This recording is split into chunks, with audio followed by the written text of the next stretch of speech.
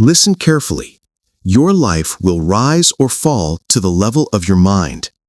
The moment you learn to master your thoughts, your emotions, and your reactions, you become unstoppable.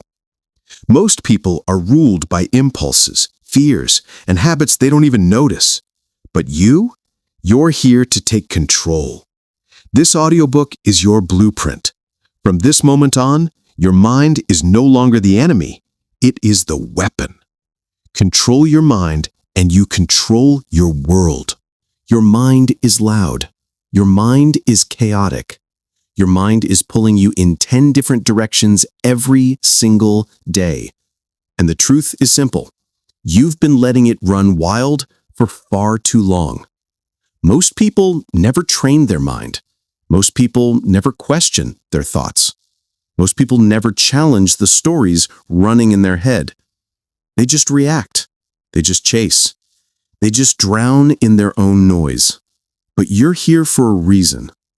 You're here because something inside you knows that your mind has been steering you instead of serving you. And that ends today. Because here's the truth you must hear right now.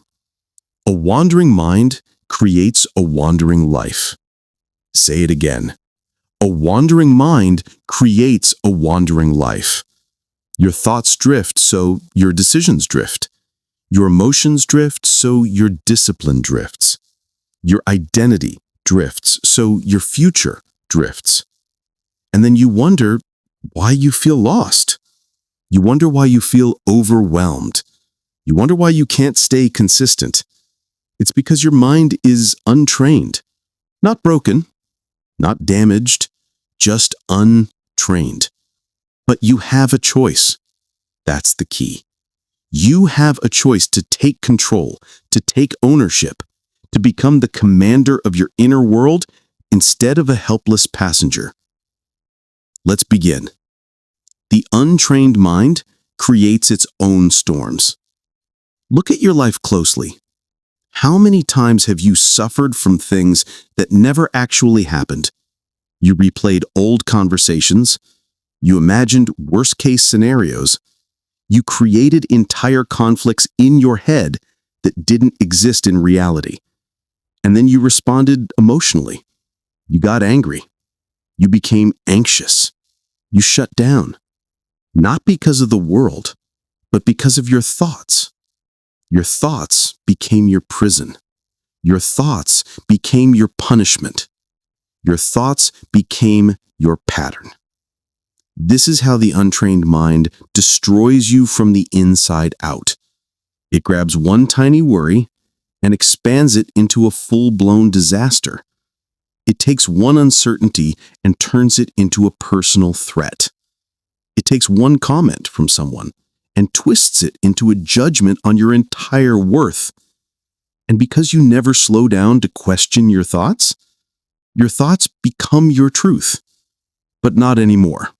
You're going to break that cycle today. Name the thoughts that control you. Here's the secret that mentally strong people understand. What you don't name controls you. What you don't acknowledge steals your power. What you don't examine becomes your master. So when a thought appears, I'm not good enough. They're judging me. I'm going to fail. I can't do this. Don't react. Don't obey.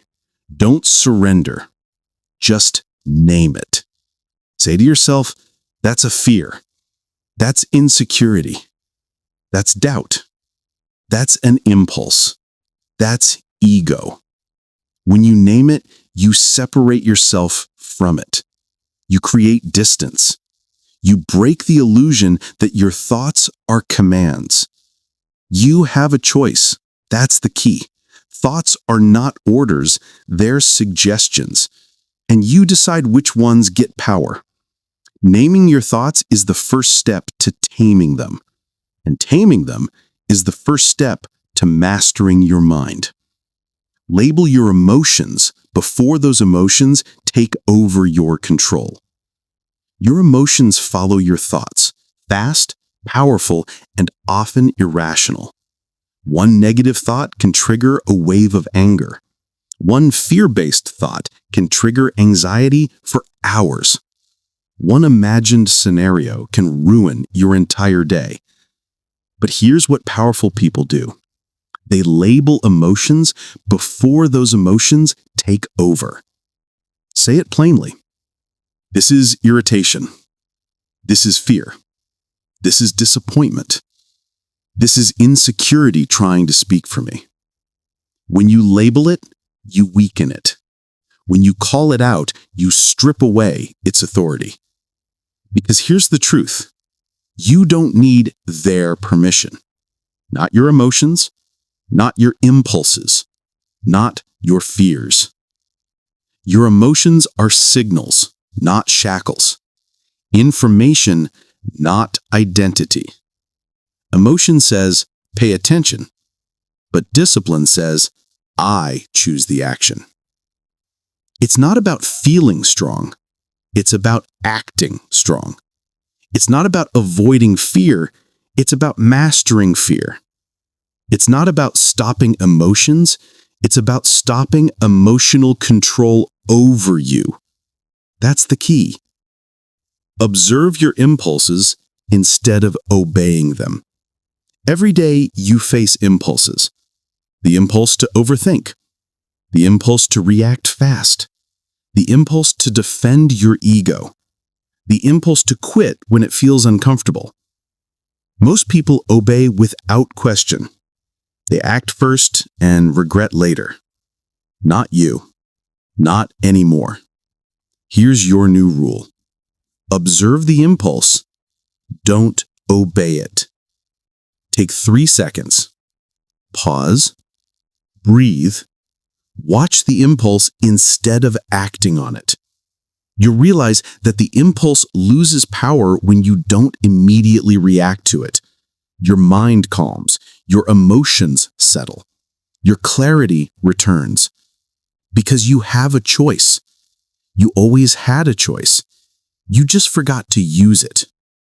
This is the practice that changes everything. Here is your first daily drill, the drill that will train your mind to stop wandering and start obeying. Step 1.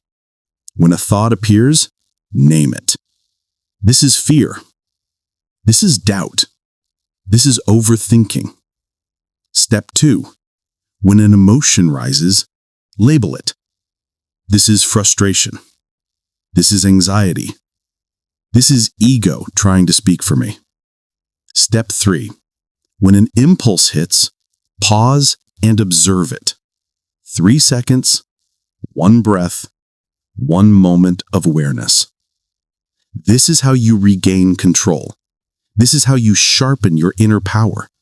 This is how you stop being ruled by reaction. Because remember, a wandering mind creates a wandering life. You're done wandering. You're done drifting. You're done surrendering your power to thoughts that don't deserve to lead you. Today marks the first moment you take the reins back. Your mind is a wild horse. Strong, fast, unpredictable. But with training, it becomes unstoppable.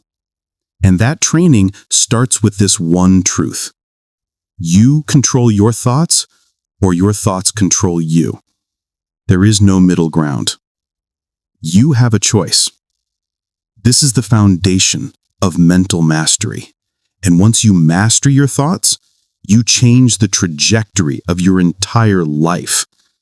Because control begins inside. Power begins inside. Transformation begins inside. And now, you're ready for the next level. Your emotions are loud. Your emotions are convincing. Your emotions feel urgent, powerful, undeniable. But hear this clearly. Your emotions are not commands. You can feel something and still not act on it. You can feel something and still choose discipline. You can feel something and still move in the direction of strength, not weakness.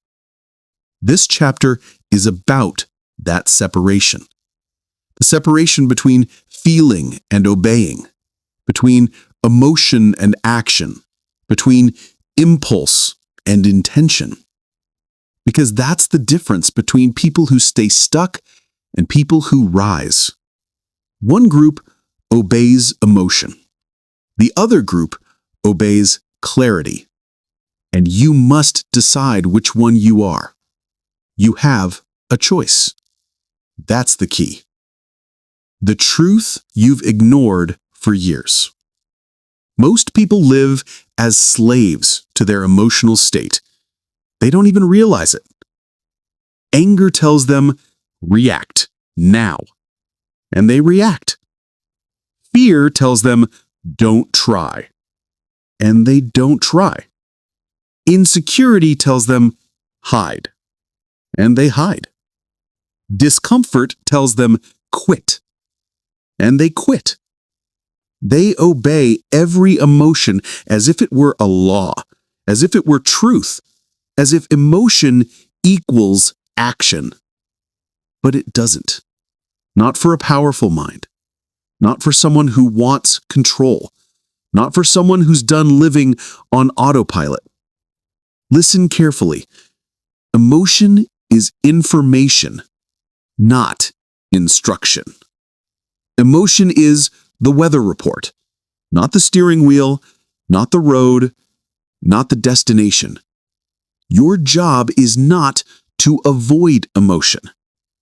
Your job is to understand it, to evaluate it, to decide what to do with it. You have a choice. Anger in relationships, the fastest way to destroy trust. Think about a time you were angry, really angry. Your chest tightened, your mind sped up, you felt the urge to fire back, defend yourself, raise your voice. That feeling was real. The emotion was real. But the action you took was a choice. Most people don't understand that. They blame the emotion. They say things like, I was mad, so I said it. I was irritated, so I snapped. I felt disrespected, so I attacked back. No, that's not how it works. Your anger didn't grab your mouth and make it move. Your anger didn't type the message. Your anger didn't choose the words. You did. You acted because you obeyed the emotion.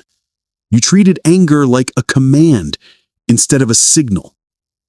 Imagine the clarity you would gain if in that moment of anger you paused.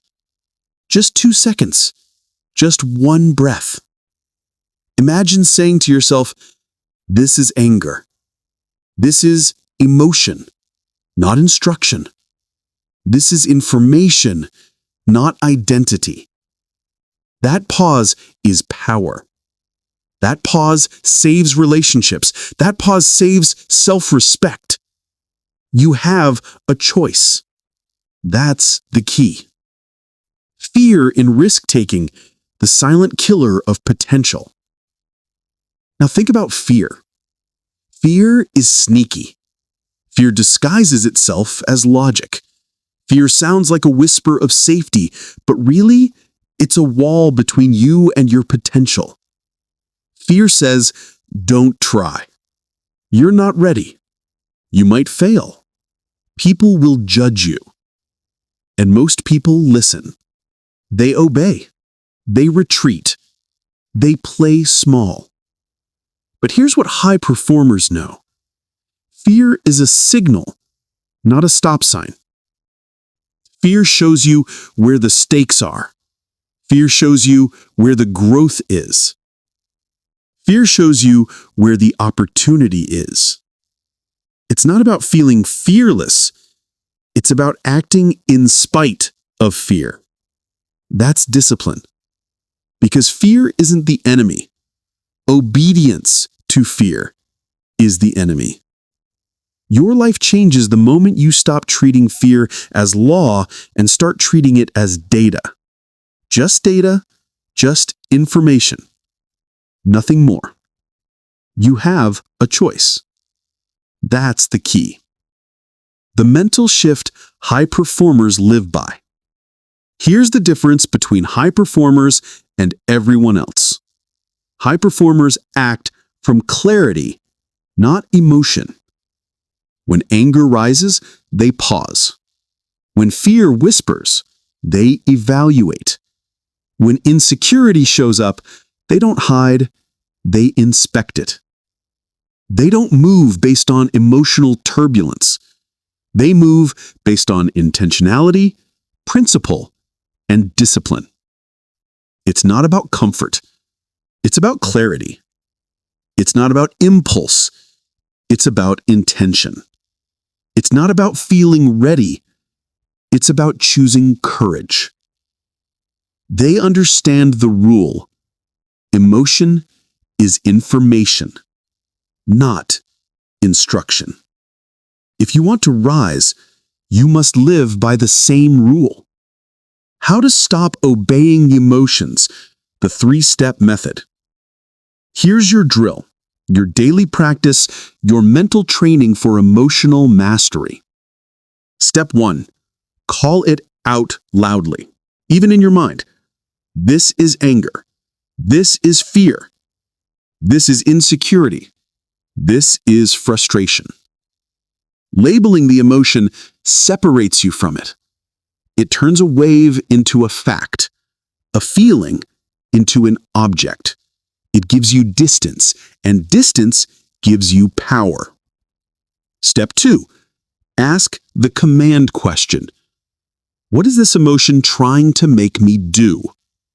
Anger wants you to attack. Fear wants you to retreat. Insecurity wants you to hide. Frustration wants you to quit. Now you see the instruction. Now you see what your emotion wants. And now, because you see it, you can decide. Step 3, choose discipline over impulse. Pause. Breathe. Choose the action that aligns with your values, not your mood. Because it's not about emotional comfort. It's about disciplined action. You have a choice. That's the key. Real-world applications you can use today. Someone sends you a disrespectful message. Pause. Label the emotion. Act with clarity, not ego. You're afraid of starting a new project. Acknowledge the fear. Take one disciplined step anyway. You're insecure around someone more successful? Recognize the insecurity. Use it as motivation, not paralysis. Your emotions do not get the final say. Your discipline does. Your values do. Your choices do. You don't need their permission. Not your emotions, not your impulses, not your self-doubt. The real reason emotional control matters, why does all this matter? Because emotional obedience ruins lives. It ruins relationships. It ruins dreams. It ruins potential. Your entire world changes when you stop letting emotions dictate your actions.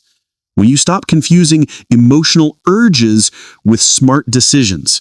When you stop giving your feelings the authority they never deserved. This is how you reclaim control. This is how you reclaim direction. This is how you reclaim yourself.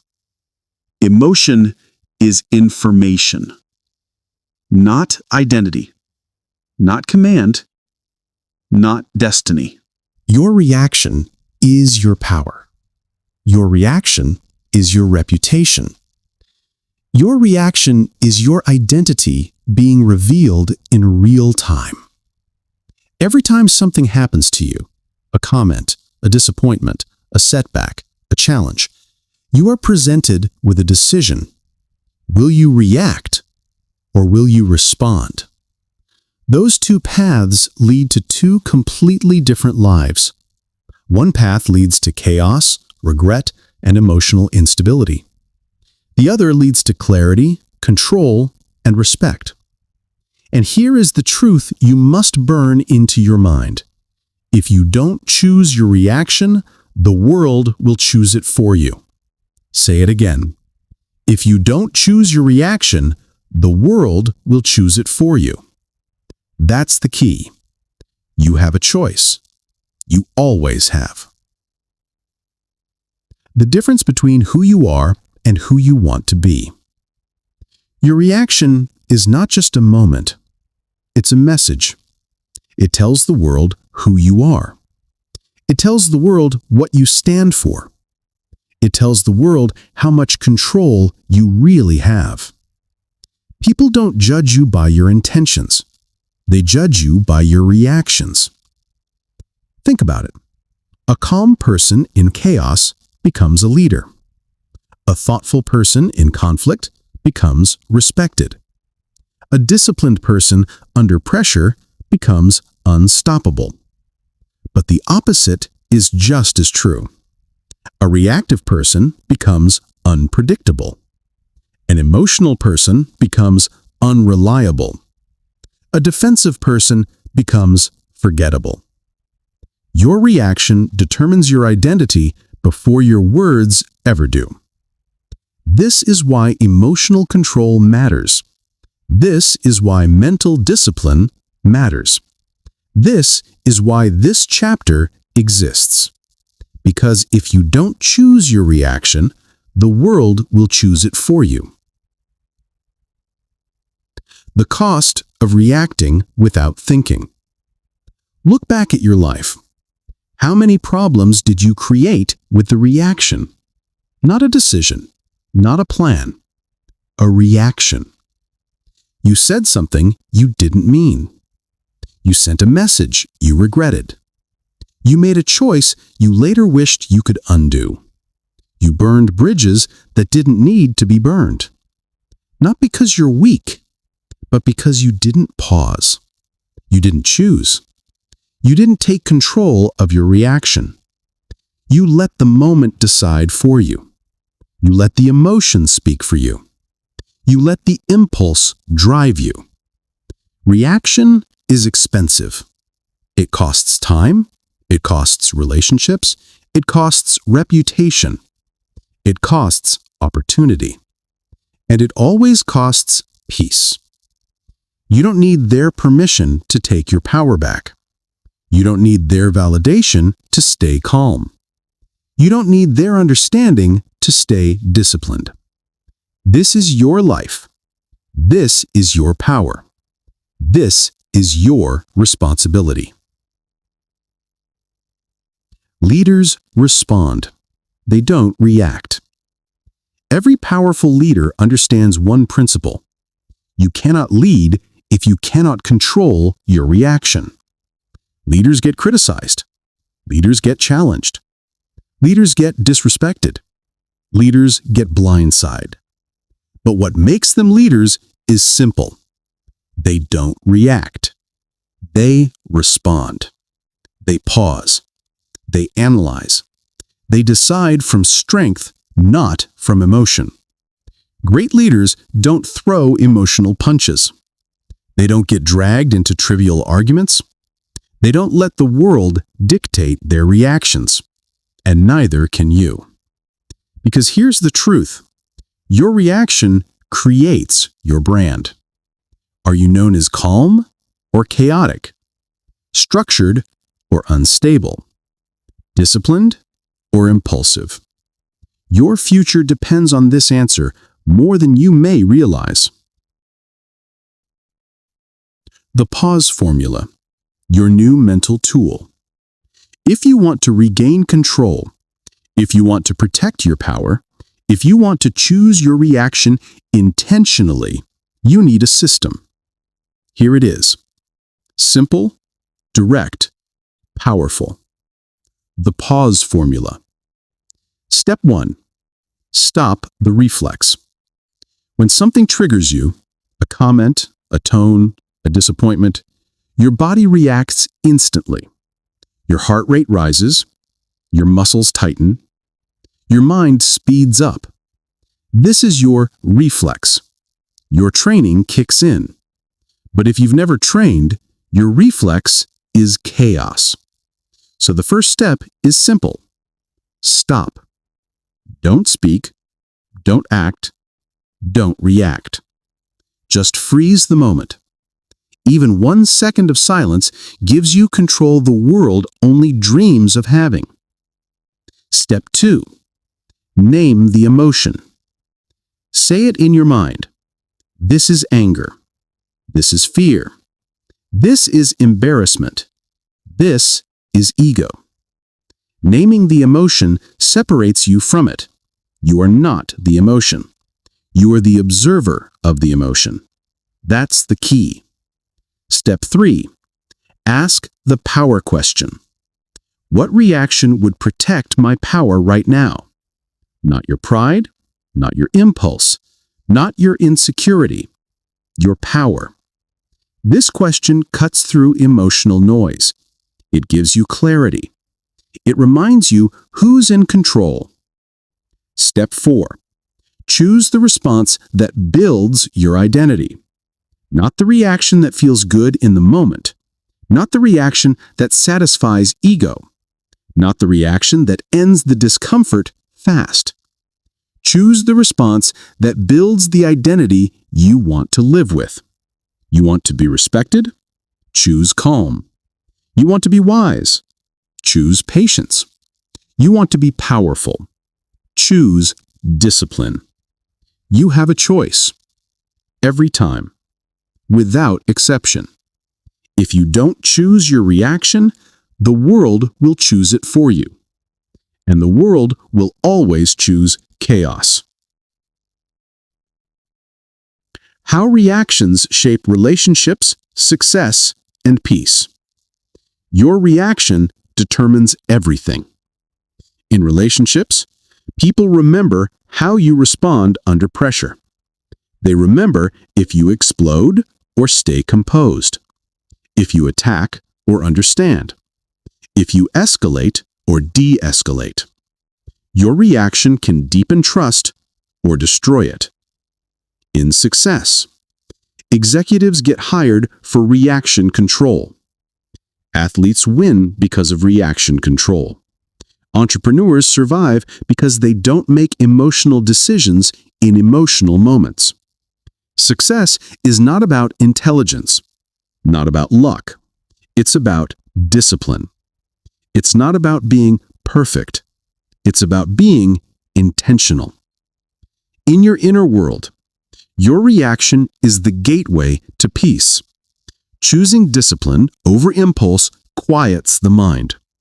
Choosing response over reaction strengthens emotional muscle. Choosing clarity over chaos makes you unshakable. This is how you build a life you're proud of, one reaction at a time. The core truth you must remember: your reaction is not automatic. Your reaction is a decision. Your reaction is your responsibility. You cannot control the world, but you can control what the world awakens in you. And once you control that, you control your identity, your relationships, your direction, your destiny. You have a choice. That's the key. You don't need their permission to step into your power. Because if you don't choose your reaction, the world will choose it for you. You want to build a stronger mind. But here's the truth you keep avoiding. You can't build a strong mind when you keep feeding a weak one. Every day, you're conditioning yourself. Every day, you're wiring your mind toward power or toward fragility. Every small choice is mental conditioning. That's the key. And the problem isn't that you're incapable. The problem is that you're feeding the wrong wolf. You're feeding your distractions. You're feeding your excuses. You're feeding your emotional impulses. And you don't even realize it. A weak mind isn't born. It's built. Built through habits. Built through repetition. Built through the small, comfortable choices that slowly suffocate your potential. Let's break it down. Gossip, the diet of the undisciplined. Every time you gossip, you tell your mind something dangerous. I have time for nonsense. You tell your identity, I'd rather talk about other people than build myself. You feed weakness. You feed insecurity. You feed the part of you that wants the easy dopamine of drama instead of the hard work of self-mastery. And understand this, a strong mind rejects gossip, not because it's moral, but because it's poison, because it drains focus, because it steals hours, because it trains your thoughts to wander instead of sharpen. You have a choice, and every time you say, "No, I don't want to hear it," you are conditioning your mind toward strength. Every small choice is mental conditioning. Scrolling, the silent thief of ambition. Let's talk about your phone. You don't realize how much of your potential it eats. You open it just for a second. Then you blink. 15 minutes gone. 30 minutes gone. An hour of your life gone. And here's the part you never consider. You didn't just lose time. You lost mental sharpness. You lost emotional discipline. You lost the ability to sit with your own thoughts without needing stimulation. It's not about the scrolling. It's about discipline. If you can't control your attention, you can't control your life. That's the key. High performers aren't superhuman. They just refuse to feed mental weakness. They refuse to give their focus away for free. You have a choice. Scroll or grow. Numb your mind or strengthen it. Every small choice is mental conditioning. Excuses, the language of the untrained mind. Excuses feel good. They protect your ego. They justify your comfort. They make you feel right, even when you're wrong. But they steal your power. Every excuse is a message to your brain. I am not responsible. I am not capable. I need an out. You don't need their permission, but you do need your own honesty. A strong mind takes responsibility even when it hurts. A weak mind runs from accountability. You have a choice. Blame or build. Justify or grow. It's not about your circumstances. It's about your discipline. Every small choice is mental conditioning. Overindulgence. Comfort as a cage. Let's talk about overindulgence. Food, entertainment, pleasure, comfort.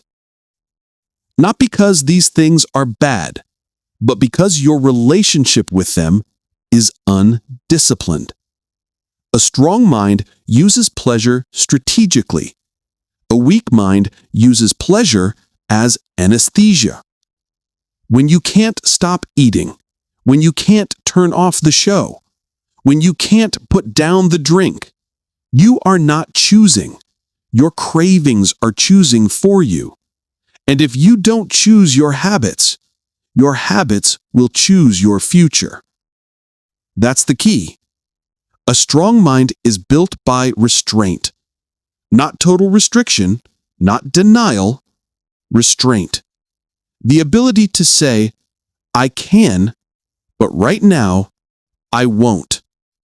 Because every time you delay gratification, you build mental muscle. Every small choice is mental conditioning. Constant stimulation, the enemy of inner strength. You wonder why you can't think clearly. You wonder why you're anxious. You wonder why your focus is scattered. Here's why. You never unplug. You never pause.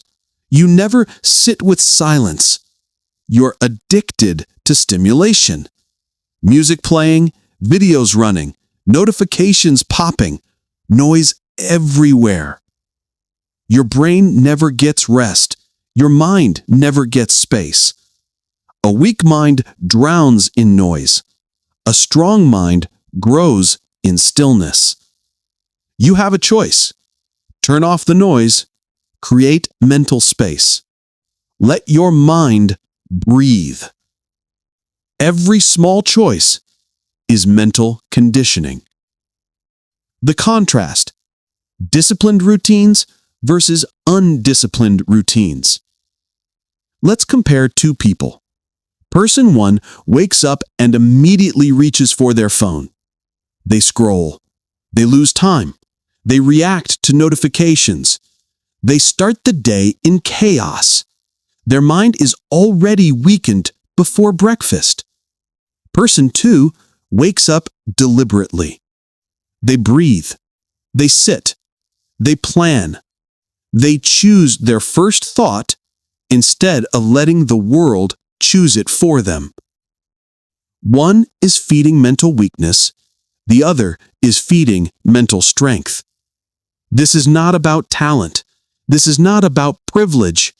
This is about discipline. You have a choice, and every choice counts. Every small choice is mental conditioning. What you must do next. Here are your instructions. Simple, direct, non-negotiable. Cut one mental poison today. Gossip, scrolling, excuses, overindulgence, constant stimulation. Just remove one. Start small, but start.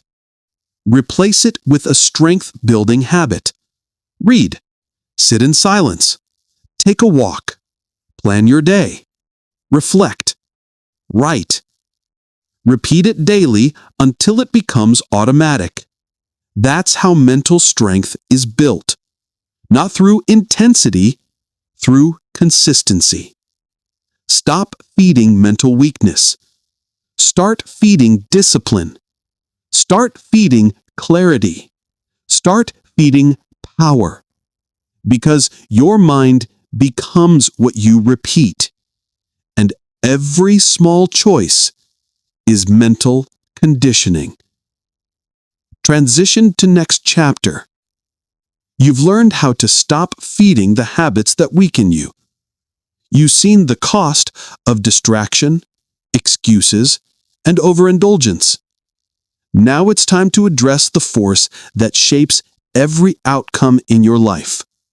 The force that determines your energy, your confidence, your presence, and your results. You cut the junk.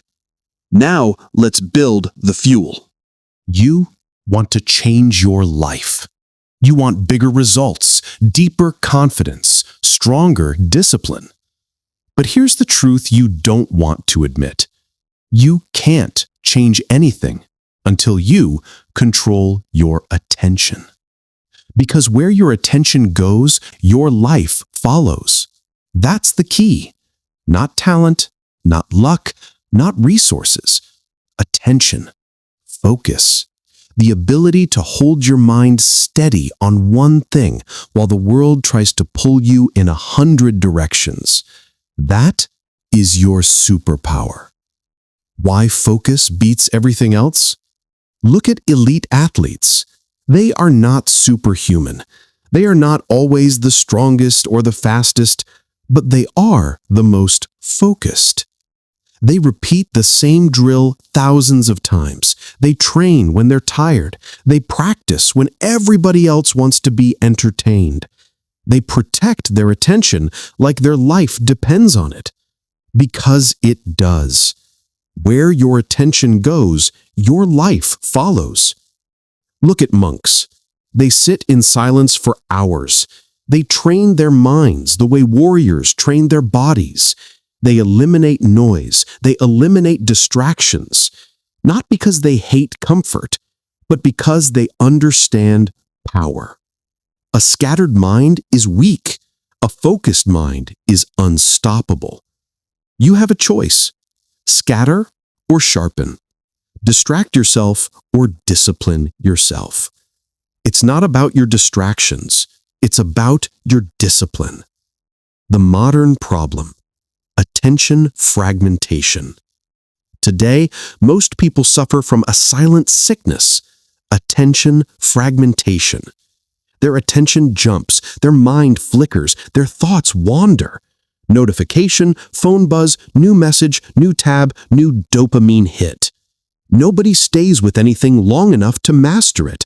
Nobody sits still enough to understand themselves. Your identity fractures when your attention fractures. Your goals crumble when your focus crumbles. Where your attention goes, your life follows. And your life cannot follow a direction you never stay committed to. You have a choice: direct your mind, or let the world direct it for you. That's the key. Leaders who control their attention control their destiny. Look at the most effective CEOs, not the loud ones, not the dramatic ones, the real ones, the ones who build lasting companies. What makes them powerful is not their charisma. It's not their intelligence. It's not their money. It's their focus. They know what matters. They cut distractions without hesitation. They delegate noise. They protect priorities like a warrior protects his shield. Because they understand this: if you don't control your mind, your environment will control it for you. You don't need their permission to take your focus back. You only need a decision. You have a choice. The consequence of a distracted life. Distraction doesn't just waste time. Distraction destroys identity. Every time you switch tasks, your mind resets, your flow breaks, your momentum dies, your confidence thins. You train your brain to become weak. You train your mind to chase noise instead of mastery. You become reactive instead of proactive, scattered instead of sharp, exhausted instead of effective. And here's the dangerous part: you start believing this is normal. You start believing this is who you are. But it's not who you are. It's who you've trained yourself to become. And you can retrain your mind. You can rebuild your focus. You can reclaim your attention. Every small choice is mental conditioning. Every moment you hold your focus, even for a few seconds longer, you build strength. Where your attention goes, your life follows. The power of sustained focus. When you focus deeply on one thing, just one thing, you unlock something rare in today's world. You enter flow. Your mind synchronizes. Your energy concentrates. Your identity rises. This is where breakthroughs happen. This is where people separate themselves from the average. This is where mastery is born. Not in talent, not in luck, not in motivation, in sustained focus. You want a better life? Focus. You want more money? Focus. You want a stronger mind? Focus. Where your attention goes, your life follows. That's the key. Your identity follows what you repeatedly focus on. If you focus on problems, you become anxious. If you focus on excuses, you become powerless. If you focus on distractions, you become scattered. But if you focus on discipline, you become strong. If you focus on growth, you become capable. If you focus on purpose, you become unstoppable. It's not about your weakness. It's about your discipline. Your identity is shaped by what you consistently give your attention to. Every day you're training yourself. Every hour you're building a direction. The question is it a direction you chose or a direction chosen for you? You have a choice. real-world instructions, how to build unbreakable focus. Let's get practical. Here's how you start conditioning the mind toward laser focus. 1. Choose your one thing each day. One priority, one target, one needle mover. Everything else becomes secondary. 2. Create focus blocks. 20 to 40 minutes. No phone, no talking, no switching tasks. Just one thing. This alone will transform your life. 3. Cut one distraction permanently. Not reduce, remove. Delete one app, block one website, cut one toxic habit. It doesn't need your permission to stay. You don't need its permission to remove it. 4. Guard your environment. Your environment shapes your attention faster than your intention does. Clean your space, simplify your desk, control your inputs. 5. Build a mind that stays. When your thoughts wander, bring them back. When you lose focus, reset. When you feel pulled, hold your ground. Every return builds strength. Every comeback builds discipline. Where your attention goes, your life follows. Transition to the next chapter. You've learned what every elite performer already knows. You've learned what every distracted person never realizes. Your focus is your superpower. Your attention determines your direction. Now you must protect something even more precious. Your energy, your inner power source, the fuel behind every decision and every discipline. You've sharpened the mind. Now let's strengthen the force behind it. You want approval. You want recognition. You want others to tell you you're good enough. And here's the truth. Needing applause makes you a slave. That's the key. It doesn't matter how smart you are. It doesn't matter how talented you are. It doesn't matter how much potential you have. If you live to please others, you live in chains. You have a choice. You don't need their permission to step into power. You don't need their applause to validate your worth. And the moment you realize this, your life changes forever. Why seeking approval makes you fragile? Look around. Most people are walking emotional landmines. They crumble under criticism. They chase likes. They hinge their self-worth on a nod, a smile, a thumbs up. Why? Because they've trained themselves to depend on it. Every compliment becomes a drug. Every disapproval becomes a trigger. Their confidence rises and falls like the tides, depending entirely on outside forces. And that's the problem. Needing applause makes you a slave. It's not about being arrogant. It's not about ignoring others. It's about taking ownership of your self-respect. The cost of validation dependence. When you seek approval, you sacrifice power. You say yes when you should say no. You compromise your values to avoid conflict. You mold yourself into what others expect instead of who you are. You become reactive instead of proactive. You let the world dictate your emotions. You give away control over your energy, your focus, your life. Needing applause makes you a slave. Say it again. Needing applause makes you a slave. That's the key. Every time you seek approval, you condition your mind to obedience.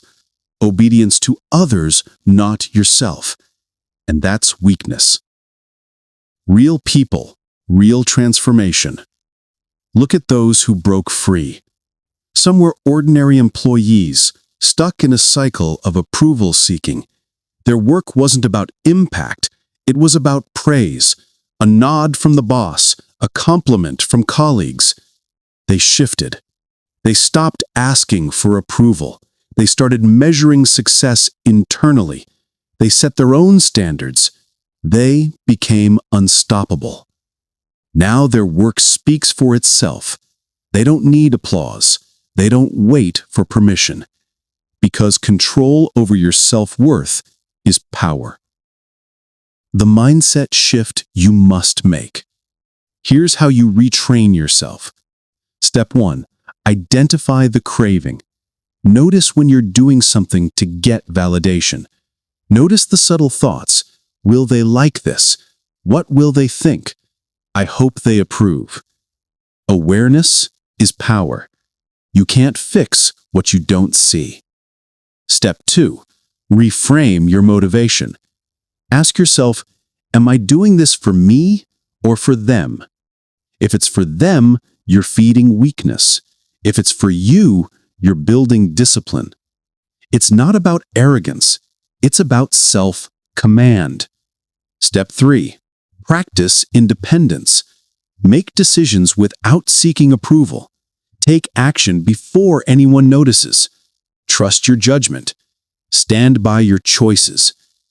Needing applause makes you a slave.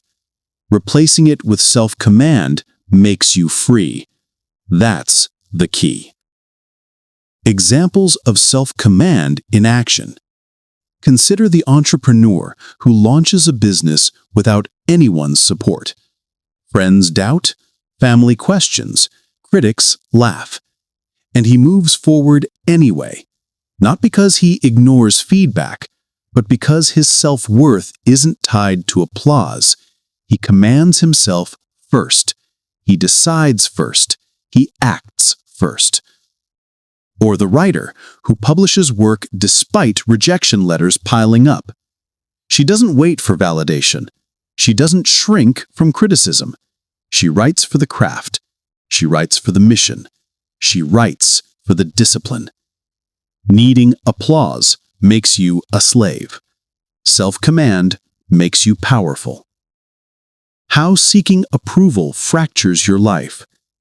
Every time you chase validation, you weaken 3 areas. Mental stability. Your emotions hinge on external judgment. A compliment lifts you. A critique crushes you. You cannot think clearly when your sense of self is borrowed. Decision-making. You choose what's safe. You choose what's popular. You choose what others will like, not what's right. Energy. Your energy flows toward people-pleasing. Your energy drains away from real goals. Your life becomes small, reactive, and shallow. Needing applause makes you a slave. You have a choice, and freedom is on the other side of that choice. Building internal validation. The antidote to approval addiction is simple, but not easy. Set your own standards. Define what excellence means to you. Measure success by your rules. Check your progress against yourself, not others. Celebrate privately. Acknowledge wins before anyone else notices. Feel satisfaction in the achievement itself. You don't need their applause. Use criticism as data, not judgment.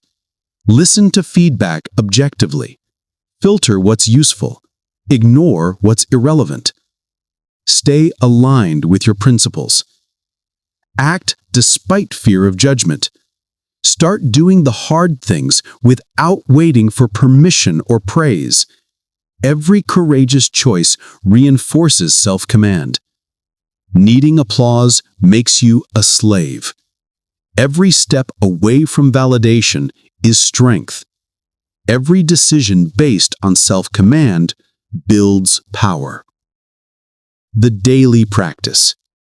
Every day you will face moments that test this. Someone criticizes you. Someone ignores you. Someone doubts you. Someone laughs at your choices. Pause. Label the moment. This is a test of my self-command. Remind yourself, needing applause makes me a slave. Choose to act for yourself, not for their recognition. Repeat this daily. Strength builds one decision at a time. Your mind is trained like a muscle. Self-command is the exercise.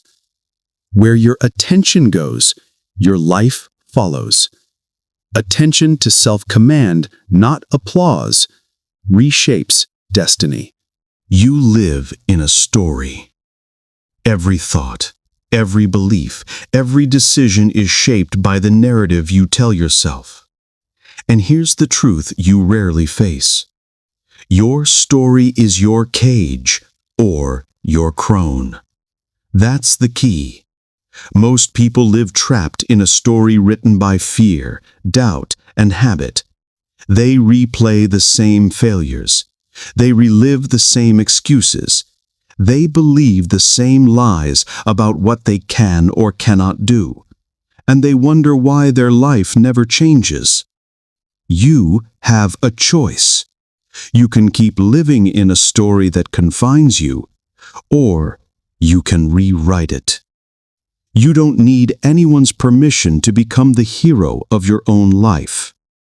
The power of internal narrative. Every decision you make is filtered through your story. Every risk you take or don't take is justified by it. Every action, every hesitation, every retreat is a result of it. Think about it. The athlete who doubts their ability will always perform below potential. The entrepreneur who believes they are unlucky will never take the necessary risks. The person who tells themselves, "I'm not good enough," will never act as if they are. Your internal narrative is not just words in your mind. It's the architect of your identity. It's the blueprint of your behavior. It's the foundation of your reality. Your story is your cage or your crown. Say it again. Your story is your cage or your crown. That's the key. How negative stories destroy you. Let's break it down. They limit your choices. If you believe you're unlucky, you don't take opportunities.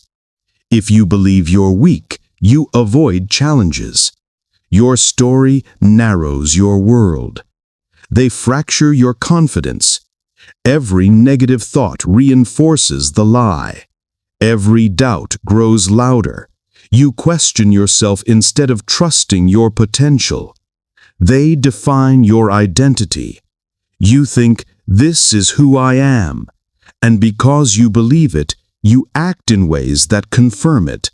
You live inside the box, not outside it. Your story is not just fiction, it's a lens. And a lens determines what you see. You have a choice. The 3-step method to rewrite your story. You cannot change your life without rewriting the story you live in. Here's a method to do it. Step 1. Identify the narrative that limits you. Ask yourself, what story am I telling myself about who I am? I'm unlucky. I'm not smart enough. I don't have what it takes. Label it. See it for what it is, a story, not reality. You are not your story. You are the author of it. Step 2. Interrupt the negative loop. Every time that story runs, interrupt it. Say, "That's a lie. That's not the truth. That's my fear talking."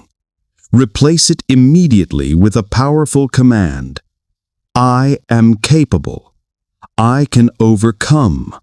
I create my own luck. This is training your mind to obey you, not fear. You don't need their permission to take control. Every repeated interruption rewires your thinking. Step 3. Rewrite it with purpose. Decide the new story you will live in. It's not wishful thinking. It's not empty affirmations. It's intentional, precise commands that shape identity. Your new story could be, "I take full responsibility for my life.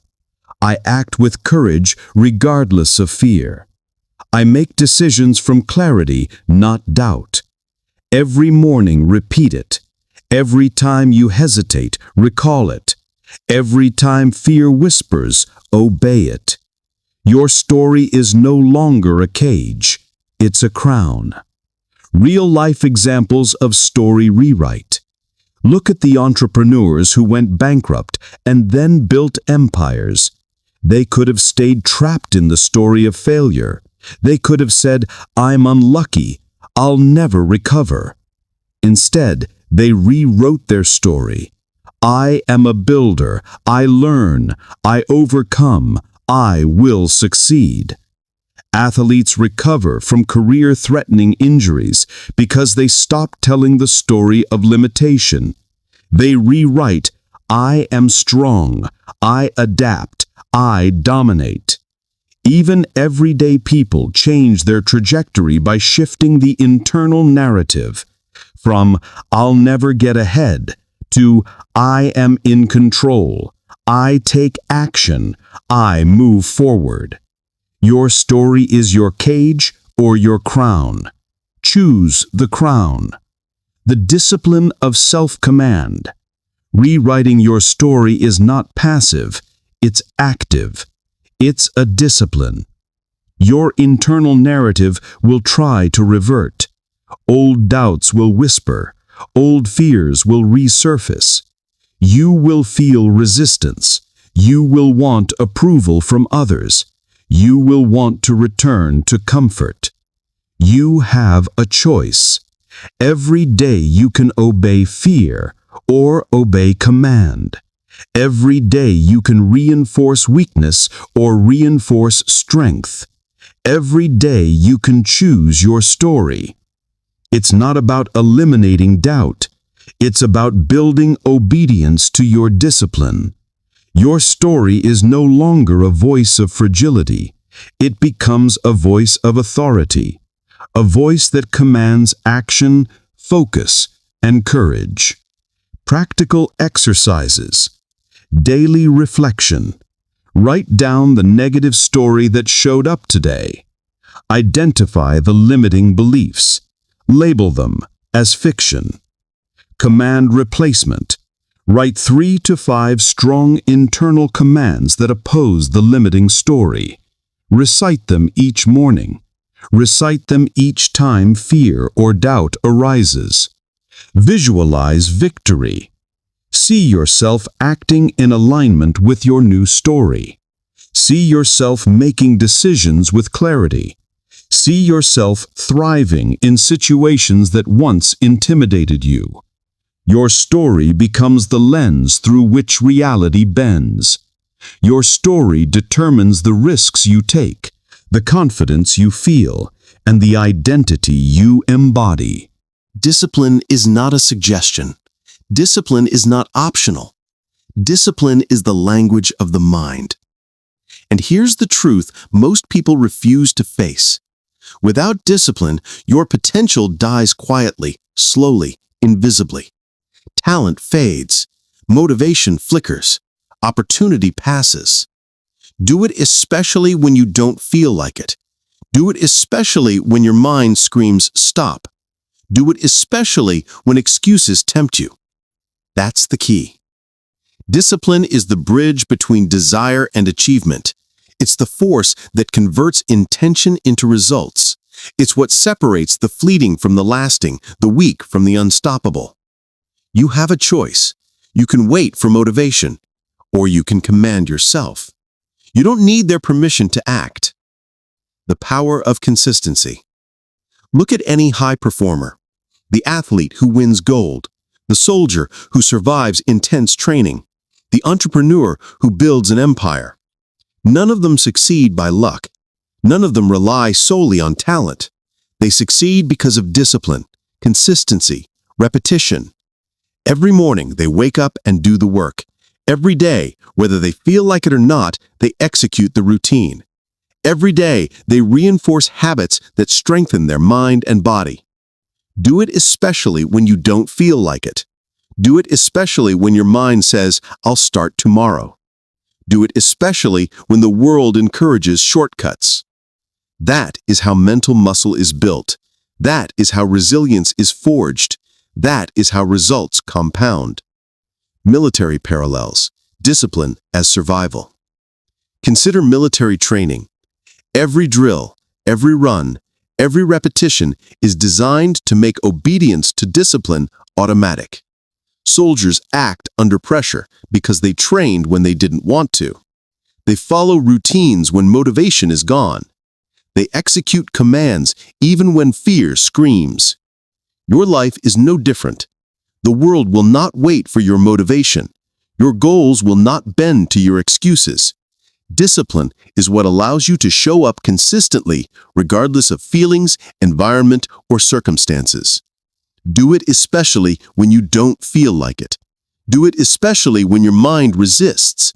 Do it especially when excuses knock at your door. That's the key. Athletic parallels. The daily edge. Elite athletes don't train because they feel like it. They train because discipline trumps talent. They repeat movements, refine techniques, and push boundaries day after day, rain or shine, fatigue or pain. Their performance is a direct reflection of their routine, not motivation, not inspiration. Routine, repetition, consistency. You have a choice. You can chase bursts of energy, or you can enforce discipline that never depends on emotion. Do it especially when you don't feel like it. Your mind becomes strong when you follow through. Your character grows when you refuse excuses.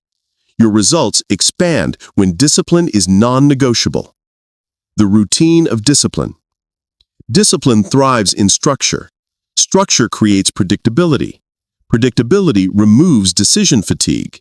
Decision fatigue destroys willpower. Here's how to build a disciplined routine. Set the non-negotiables. Write down 3 key actions you will complete daily. Do them before checking your phone or allowing distractions. Your mind will obey the routine even when feelings resist. Control your environment. Remove temptations. Reduce distractions. Make the easy choice the disciplined choice. Your surroundings shape behavior faster than your willpower alone. Implement mental drills. Push through resistance in small, controlled ways daily. Stand in discomfort. Resist instant gratification. Do one thing that strengthens focus, patience, or courage every day.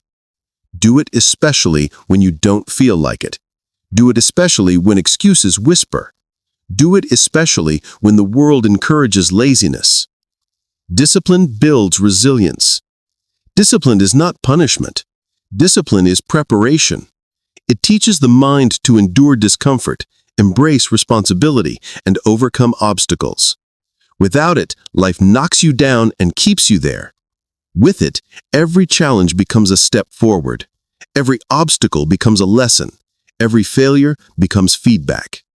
Do it especially when you don't feel like it. Every act of disciplined obedience strengthens your mental immunity. Every repeated commitment grows your inner fortress. Every consistent choice compounds results. Your mind begins to speak the language of action, not excuses. Your life follows. The cost of neglecting discipline. Look around at the average person. They wake up late, they scroll, they react to every distraction. They promise change but follow through inconsistently. And then they wonder why success feels elusive, why energy dissipates, why confidence wavers. Discipline is the language they never learned. They speak excuses. They react to impulses. They live in chaos. Do it especially when you don't feel like it, or continue watching the results you want slip away. You have a choice. Practical discipline exercises. Daily non-negotiables. Write down 3 key actions you will complete daily. Do them before checking your phone or allowing distractions. Environmental alignment. Identify one area where your environment undermines discipline. Remove or restructure it immediately. Create a space that encourages focus and action. Mini mental drills. Every day, pick one uncomfortable act that builds toughness. A cold shower, an early wake-up, finishing a difficult task first. Strength grows through repeated resistance. Review and reinforce. Each night, reflect on whether you did it even when you didn't feel like it. Reward yourself internally for obedience to discipline. Do it especially when you don't feel like it. Every time you repeat this, you condition your mind for excellence. Every repeated act reinforces consistency, resilience, and results. Your mind is your most valuable asset. It's the command center of your life. It controls your choices, your energy, your confidence, and your destiny. And here's the truth most people ignore. Most of them are leaving their mental gate wide open. They let toxic people in. They let negative news in. They let endless distractions in. And then they wonder why they feel anxious, scattered, or powerless. Guard your mental gate like your life depends on it, because it does. That's the key. You have a choice. You can allow chaos, drama, and distraction to infiltrate, or you can enforce boundaries. You don't need their permission to protect your mind. Your environment shapes your mind. Your environment is constantly speaking to you. The people you spend time with, the media you consume, the places you inhabit. Every input either strengthens or weakens you. Toxic people plant doubt. Negative news amplifies fear. Cluttered spaces create mental fog. Every day, you are either training your mind or weakening it. You have a choice. You don't need their permission to create a fortress of clarity. Guard your mental gate like your life depends on it, because it does. People, your mental influencers. Consider this. You spend hours with someone who complains constantly. You mirror their negativity. Your energy drops. Your decisions become reactive. Or you spend time with someone who demands excellence. You adopt their discipline. You absorb their confidence. Your focus sharpens. You are the average of the 5 people you spend the most time with. It's not a cliche. It's reality. You have a choice. You can continue letting toxic influences in, or you can curate your inner circle. You don't need their permission to demand quality input. Guard your mental gate like your life depends on it, because it does. Daily inputs, the information you allow. What you watch, read, and listen to programs your mind. Social media scrolls, clickbait headlines, endless distractions. These are not neutral. Every meme, every rant, every fear-driven story rewires your mind subtly. It conditions you to doubt, to fear, to chase validation. Stop feeding the chaos. Stop consuming content that fractures focus. Start feeding ideas that empower, inspire, and instruct. You have a choice. You can let your feed dictate your mood, or you can choose what enters your consciousness. You don't need their permission to curate your mental inputs. Guard your mental gate like your life depends on it, because it does. Environmental control strategies. Audit your surroundings. Notice spaces that induce distraction, stress, or low energy. Declutter. Rearrange. Create a space that encourages focus. Evaluate your relationships. Identify people who drain energy or encourage negative thinking. Limit exposure. Set boundaries. Seek associations that elevate you. Curate your content. Remove feeds, shows, or sources that fuel fear, gossip, or drama. Subscribe only to inputs that teach, challenge, and inspire. Daily mental hygiene. Start your day with intentional input. Read something that grows your mind. Listen to something that strengthens focus. Avoid chaos before it reaches your consciousness. You have a choice. You don't need their permission to defend your mind. Do it consistently. The cost of neglecting mental territory. People ignore this at their peril. One toxic relationship can destabilize confidence. One constant stream of negativity can warp perspective. One uncontrolled environment can drain energy, crush motivation, and scatter attention. The world is full of mental predators. If you leave your gate open, they will exploit it. They will hijack your focus. They will fracture your discipline. Guard your mental gate like your life depends on it, because it does. Every compromise you make in your mental territory costs clarity, composure, and momentum. The benefits of strong mental boundaries. When you protect your mental territory, clarity increases. Decisions become faster. Options appear. You see opportunities instead of problems. Energy multiplies. You no longer drain yourself on drama or noise. You direct your energy towards meaningful actions. Emotional stability strengthens. You respond instead of react. You maintain composure under pressure. Your mind becomes a weapon, not a playground for chaos. You have a choice. Every boundary you enforce is a declaration of power. You don't need their permission to choose yourself. Daily practice of guarding your mind. Morning check-in. Decide what inputs you will allow today. Decide who you will engage with. Decide what environments you will enter. Boundary enforcement. Politely say no to distractions and toxic interactions. Step away when chaos surrounds you. Respect your own mental space. Evening reflection. Review how well you protected your mind. Notice moments you allowed unnecessary noise. Correct tomorrow. Consistency compounds. Boundaries build momentum. Discipline becomes easier when your environment supports it. Guard your mental gate like your life depends on it, because it does. Here is the final truth, and it is simple. Your outer world is a reflection of your inner world. Your thoughts, emotions, reactions, focus, discipline, story, and environment, all of it determines the quality of your life. Master the inner world, and the outer world obeys. That's the key. Everything you've learned so far, controlling thoughts, mastering emotions, choosing reactions, building focus, cultivating discipline, rewriting your story, guarding your mind, culminates here. This is where the transformation becomes complete. You have a choice.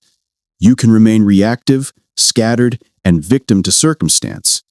Or you can command your inner world. You don't need anyone's permission to take full control of your mind. The unity of inner mastery.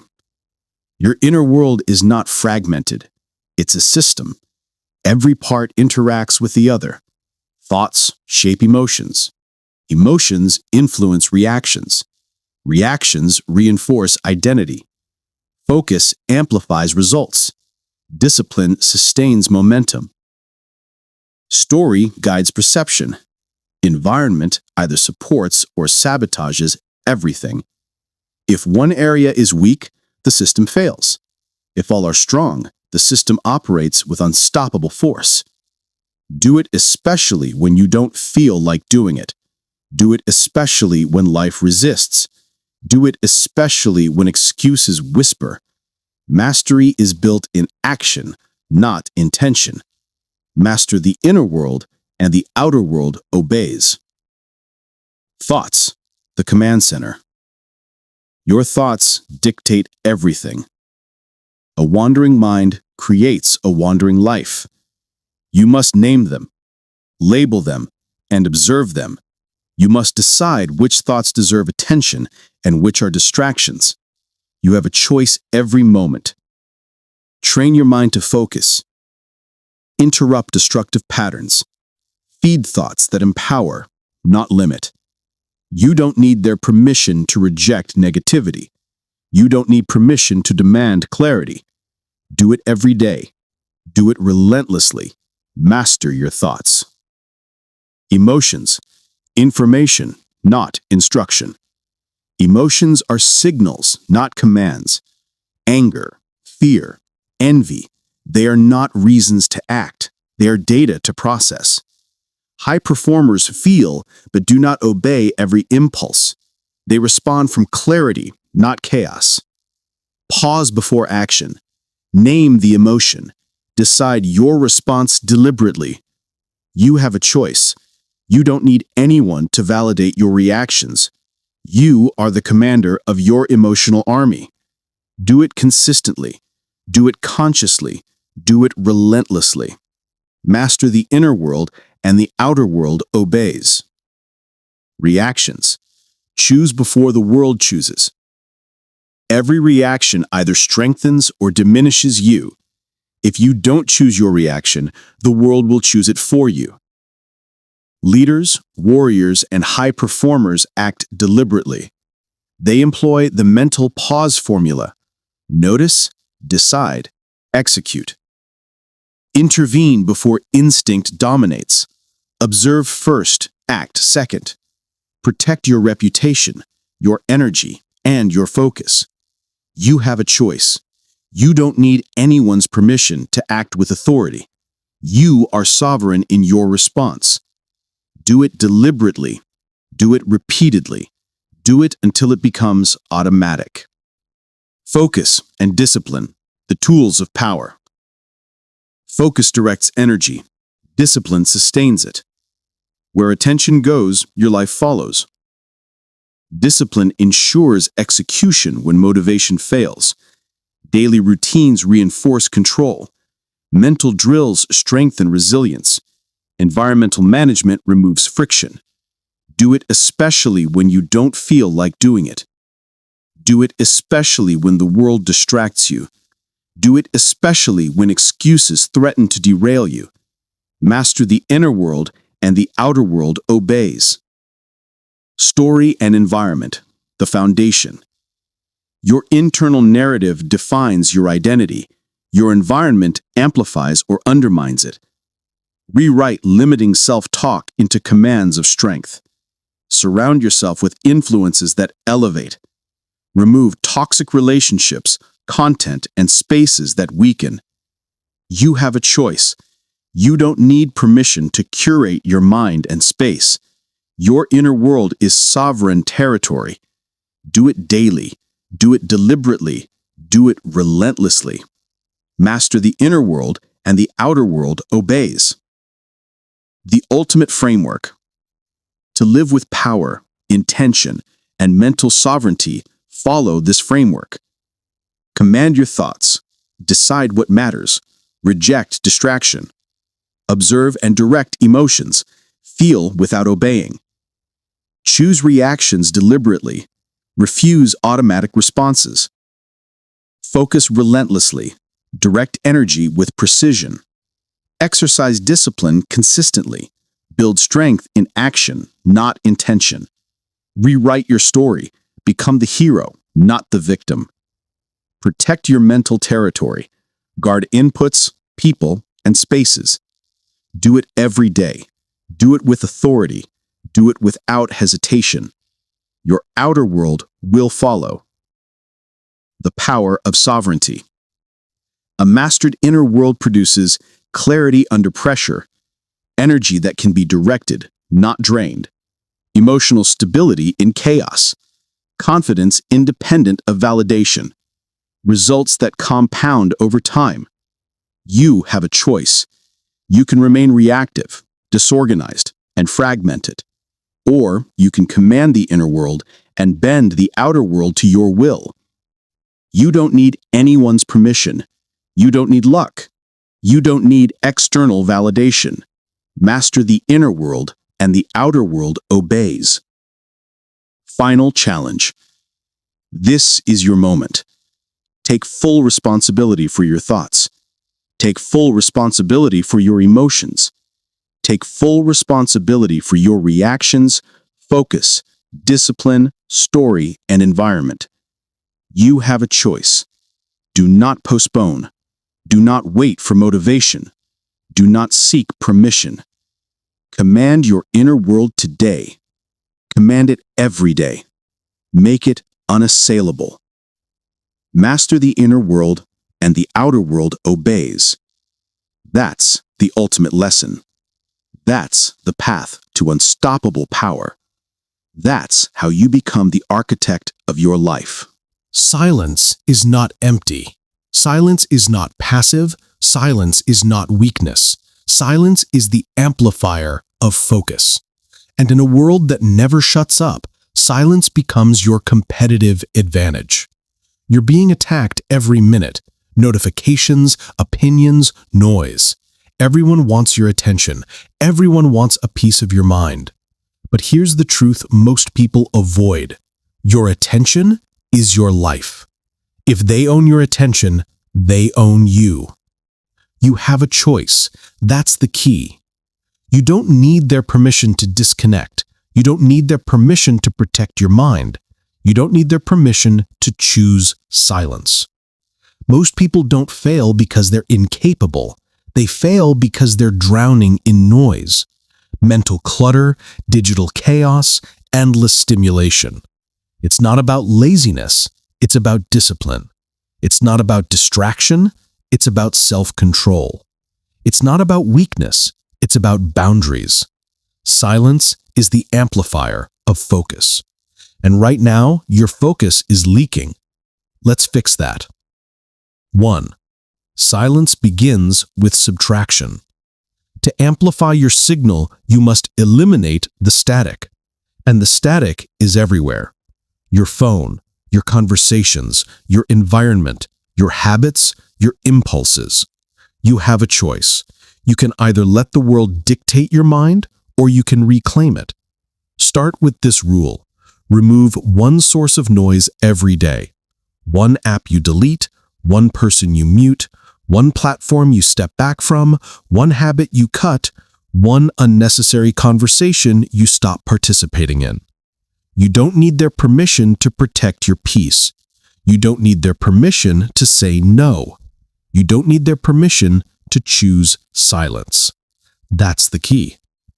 Because once you subtract the noise, your signal becomes visible. Your thinking becomes clearer. Your reactions become slower. Your decisions become sharper. Silence is the amplifier of focus. 2. Digital fasting, the discipline no one practices. You want clarity? Turn the damn noise off. You already know your phone controls you more than you control it. So here's your instruction. Digital fast for 3 hours a day, minimum. No notifications, no scrolling, no checking, no reacting. Just presence. Just silence. Just ownership of your attention. At first you'll feel restless. You'll feel uncomfortable. That's withdrawal. That's how you know technology has more power over you than you thought. But remember, you don't need their permission to take your power back. You have a choice. And if you choose silence, you choose mastery.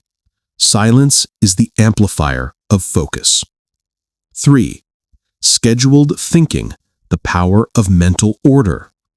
Most people never think. They react. They improvise. They panic. They drift. But disciplined people schedule time to think. Not scroll, not consume. Think. 10 minutes a day, in silence. No noise, no input, only output. Ask yourself, what matters today? What is unnecessary? What needs to be removed? What decisions am I avoiding? Scheduled thinking turns chaos into structure. It turns anxiety into direction. It turns noise into clarity. It's not about intelligence, it's about discipline. It's not about talent, it's about structure. It's not about motivation, it's about silence. Silence is the amplifier of focus. 4. Meditative control, the discipline of being still. You don't need incense, you don't need a cushion, you don't need a guru. You need stillness. Sit, breathe, observe, detach. Meditation is not about becoming calm, it's about becoming in control. control of your thoughts, control of your impulses, control of your reactions. Every time you sit in silence, you're telling your mind, I'm the one in charge. Not anxiety, not noise, not impulse, not distraction. You have a choice, and sitting in silence, even for 5 minutes, is how you reclaim that choice. Silence is the amplifier of focus. 5. Environmental rules. Shape your space, shape your mind. Your environment is programming you, whether you notice it or not. Clutter equals chaos. Noise equals distraction. Mess equals mental fog. You need environment rules, hard rules, non-negotiable rules. Rule number 1, remove visual clutter. Rule number 2, remove digital clutter. Rule number 3, remove auditory clutter. Rule number 4, remove toxic people from your physical space. Rule number 5, keep your work area a temple, not a landfill. Because when your environment is loud, your mind becomes louder. And when your environment is silent, your mind becomes sharper. It's not about aesthetics, it's about discipline. It's not about comfort, it's about clarity. Silence is the amplifier of focus. 6. Emotional noise, the loudest distraction of all. People think external noise distracts them. Not true. Internal noise is the real enemy. Overthinking, worry, doubt, fear, insecurity, comparison. These voices are loud, and they dominate your internal world. But remember, you don't silence emotional noise by arguing with it. You silence it with discipline. How? Through action, through routines, through structure, through silence. You don't fight emotional noise, you transcend it. You don't need their permission to stop engaging with thoughts that weaken you. You don't need their permission to stop reacting. You have a choice. Silence is the amplifier of focus. 7. Your signal, the power you've ignored. Your signal is your purpose, your values, your long-term vision, your identity. But you can't hear any of that if the noise is louder. You can't access your potential when your mind is overstimulated. You can't find clarity when you're constantly distracted. You can't build discipline when your environment is louder than your goals. Silence reveals your signal. Silence sharpens your mind. Silence strengthens your discipline. Silence amplifies everything that matters. You have a choice. Choose silence. Choose focus. Choose mastery. Silence is the amplifier of focus. Conclusion and transition. When you silence the noise, you stop living on autopilot. You stop reacting. You start choosing. You start leading. You start becoming the person you were supposed to be. You've learned how silence amplifies your focus. Now it's time to understand the hidden forces shaping your life from the shadows. Your life isn't built in the big moments. Your life is built in the smallest ones. The tiny choices, the invisible decisions, the little actions you take when no one is watching. Every tiny choice compounds or corrodes your life. Remember that. Repeat it. Live by it. People wait for the big turning point, the big opportunity, the big breakthrough. But that's not where transformation happens. Transformation happens in the micro, in the subtle, in the daily, in the mundane. You have a choice every minute, and your minutes shape your destiny far more than your milestones. That's the key. 1. Micro decisions are the true architecture of discipline. It's not about the huge decision to change your life. It's about the micro decision to get out of bed when you don't feel like it. It's not about declaring a new identity. It's about choosing the next action that aligns with that identity.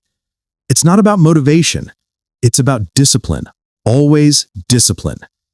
Every tiny choice compounds or corrodes your life. And here's the truth.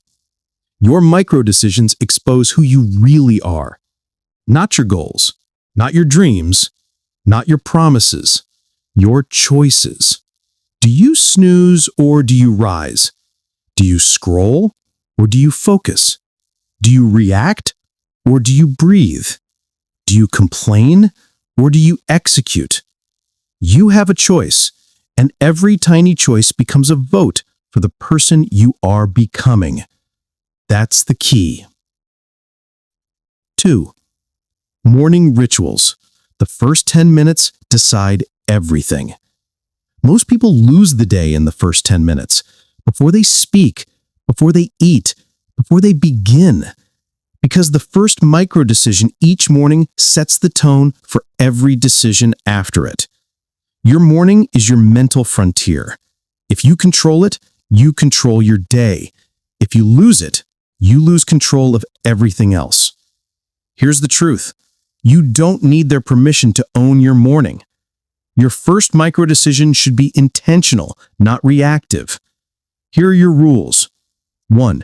Don't touch your phone for the first 10 minutes. 2. Stand, stretch, breathe. Fully wake. 3. Set one intention for the day. Just one. 4. Make your bed. Yes, it matters. 5. Drink water before anything else. These aren't big actions. They're micro actions, micro choices, micro victories. But those victories compound. They build momentum. They build identity. They build discipline. Every tiny choice compounds or corrodes your life. 3. Micro resolutions. The discipline you can't escape. Forget New Year's resolutions. Those fail because they're too big, too vague, too dramatic. You need micro resolutions. Small, specific, and non-negotiable. A micro resolution is something you can complete in 2 minutes or less. Something you do daily. Something you cannot excuse away. Read 1 page. Do 5 push-ups. Clean 1 surface. Meditate for 1 minute. Write 1 sentence. Say no once a day. Every time you keep a micro resolution, you send a message to your mind. I follow through. I show up. I do what I say. That's discipline. That's identity. That's power. Remember, it's not about huge leaps. It's about micro steps. Because micro steps compound. Every tiny choice compounds or corrodes your life. 4. Incremental discipline. The 1% rule. You want transformation? Stop trying to flip your life upside down in one day. It won't happen. But 1% today? 1% tomorrow? 1% again? That works. Incremental discipline is the discipline of small moves, small wins, small improvements. People think discipline is about big sacrifices. No. Discipline is about consistency. Discipline is about daily alignment. Discipline is about micro choices that strengthen your identity. It's not about perfection. It's about progress. And progress lives in the micro. You have a choice. Every time you hesitate, you have a choice. Every time you're tempted, you have a choice. Every time you're tired, you have a choice. Make the 1% choice. Make the micro choice. Every tiny choice compounds or corrodes your life. 5. The habit loop. Win the moment, win the mind. Habits are built in 3 parts. Cue, action, reward. But here's what most people miss. The habit isn't built in the action.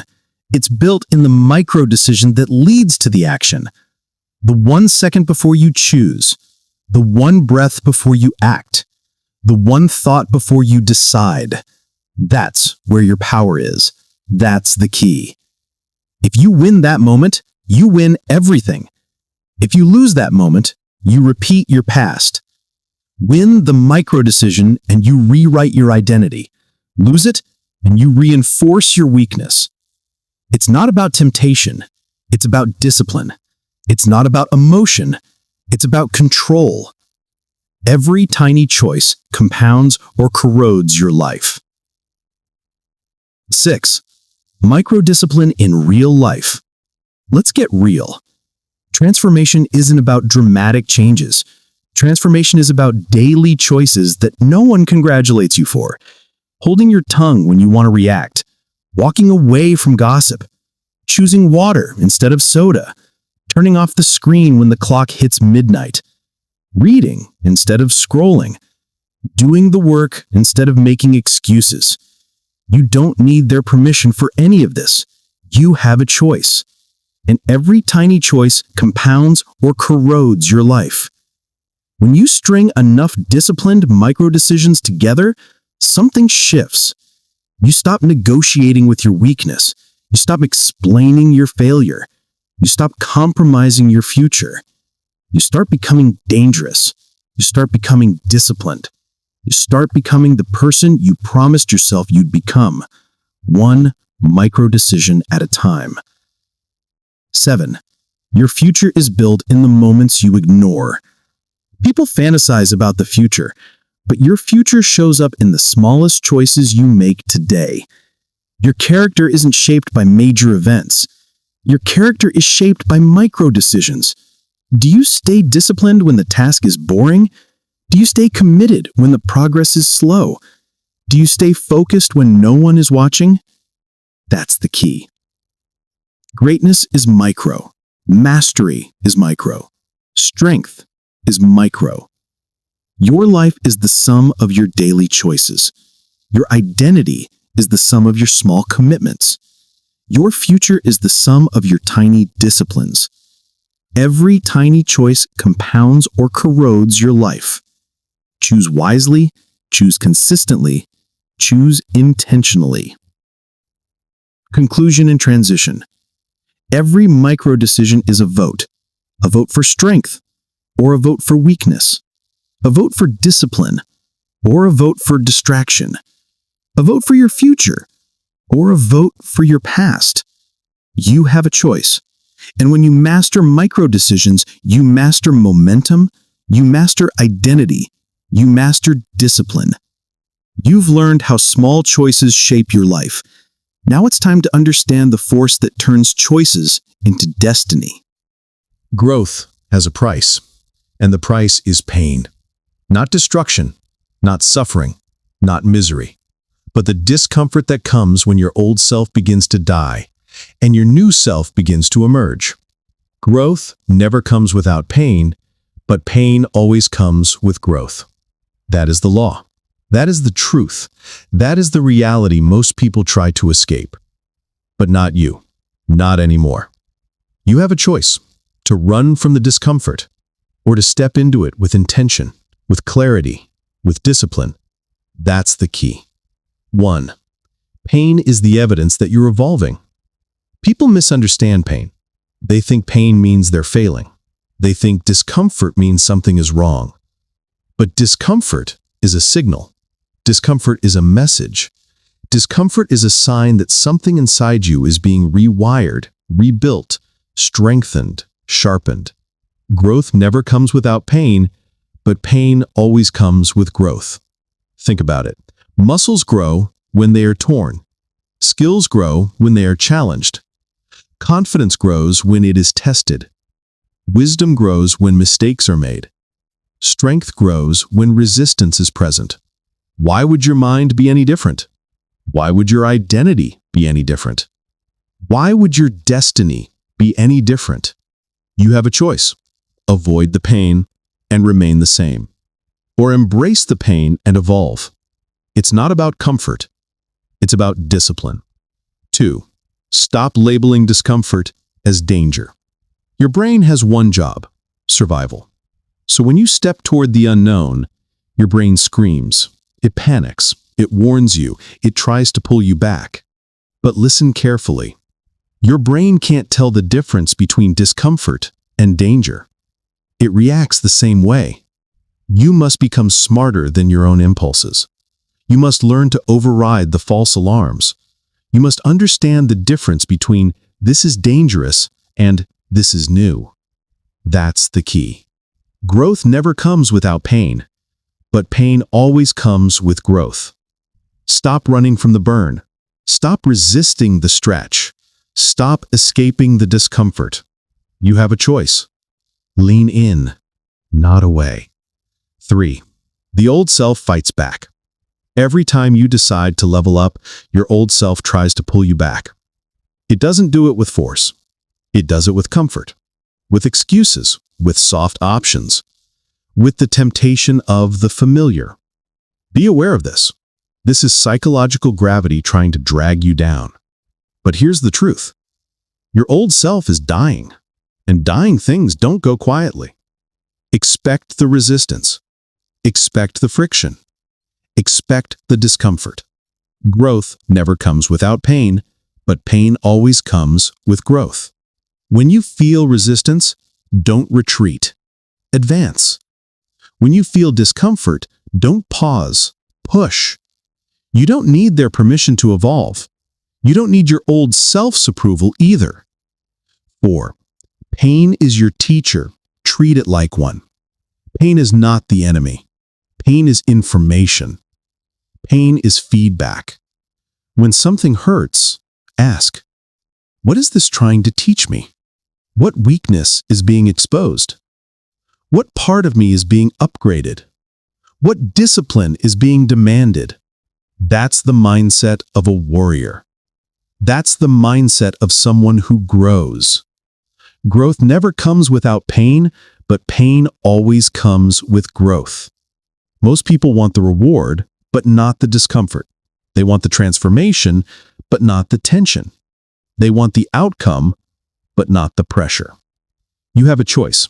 You can be most people, or you can be the exception. 5. Discomfort is the currency of progress. Everything you want requires discomfort. More strength, more discipline, more clarity, more confidence, more power. You don't gain any of these by staying comfortable. You gain them by pushing your threshold, by expanding your limits, by embracing the tension that comes with growth. Growth never comes without pain, but pain always comes with growth. Think about elite athletes. Think about monks. Think about leaders. Think about warriors. Every one of them willingly steps into discomfort, not because they enjoy pain, but because they understand one truth. Comfort kills progress. You have a choice. Choose discomfort. Choose pressure. Choose the path that forces you to evolve. 6. Turn pain into fuel. You must learn to transmute discomfort. Turn it into energy. Turn it into focus. Turn it into discipline. When you feel the emotional burn, say, this is growth. This is progress. This is me becoming stronger. Don't back down. Don't break. Don't negotiate with weakness. Growth never comes without pain, but pain always comes with growth. Here is your simple rule. When you feel discomfort, take one more step. Just one. And that one step separates the strong from the weak, the disciplined from the distracted, the achievers from the quitters. You don't need their permission to push forward, and you don't need comfort to grow. 7. Pain reveals your real strength. You don't learn who you are when everything feels good. You learn who you are when everything gets difficult. Pressure reveals character. Struggle reveals integrity. Resistance reveals identity. Pain reveals power. Your real strength is not shown in convenience. Your real strength is shown in the moments you want to quit but refuse to. In the moments your emotions scream, stop, but your discipline whispers, continue. It's not about your flaw. It's about your discipline. Growth never comes without pain, but pain always comes with growth. You have a choice. Rise through the discomfort. Elevate through the challenge. Your future self is built in your moments of struggle, not your moments of ease. 8. The pain you avoid becomes the limit you live under. Avoid discomfort long enough, and it becomes your prison.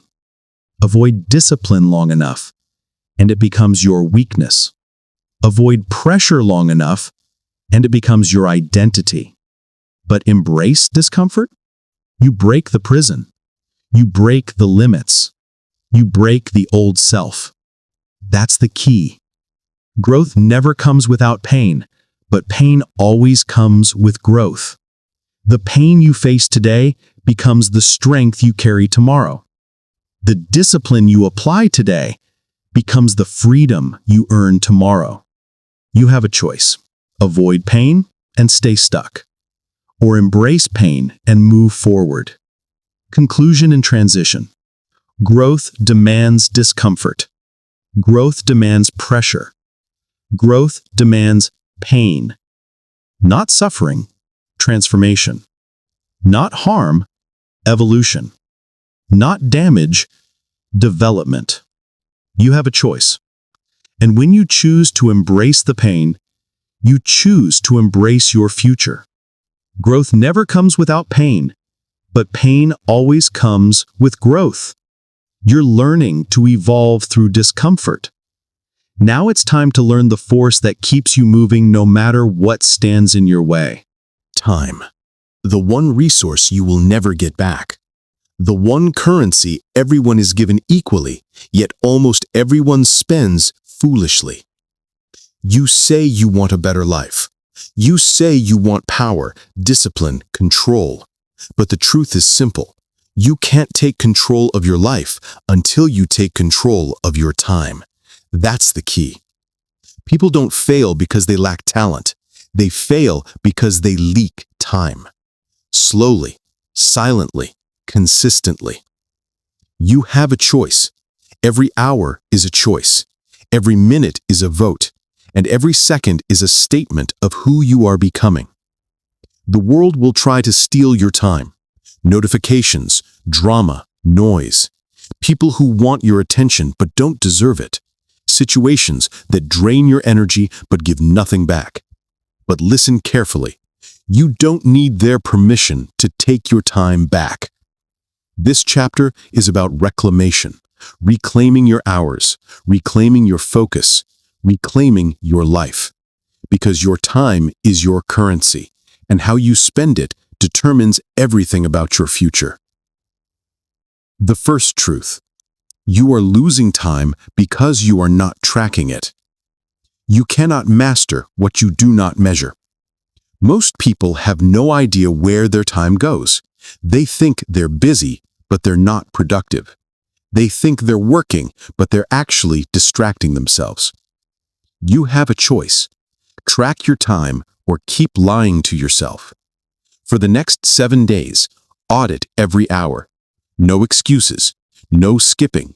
Write down what you did with your day. You'll be shocked. Not because you're lazy, but because you're unconscious. You scroll without realizing it. You drift without noticing it. You waste without meaning to. But here's the truth. Your time doesn't care about your intentions. It responds only to your decisions. That's the discipline. The second truth. Time isn't lost. It's spent on the wrong things. People say, I don't have time. No, you do have time. You're just spending it on the wrong things. You don't lack hours. You lack priorities. That's the key. It's not about laziness. It's about discipline.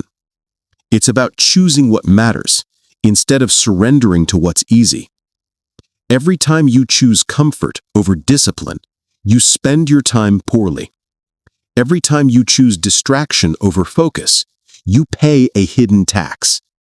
Every time you say yes when you should say no, you give away your hours like they mean nothing. You have a choice. You always have a choice. The third truth. Energy management is more important than time management.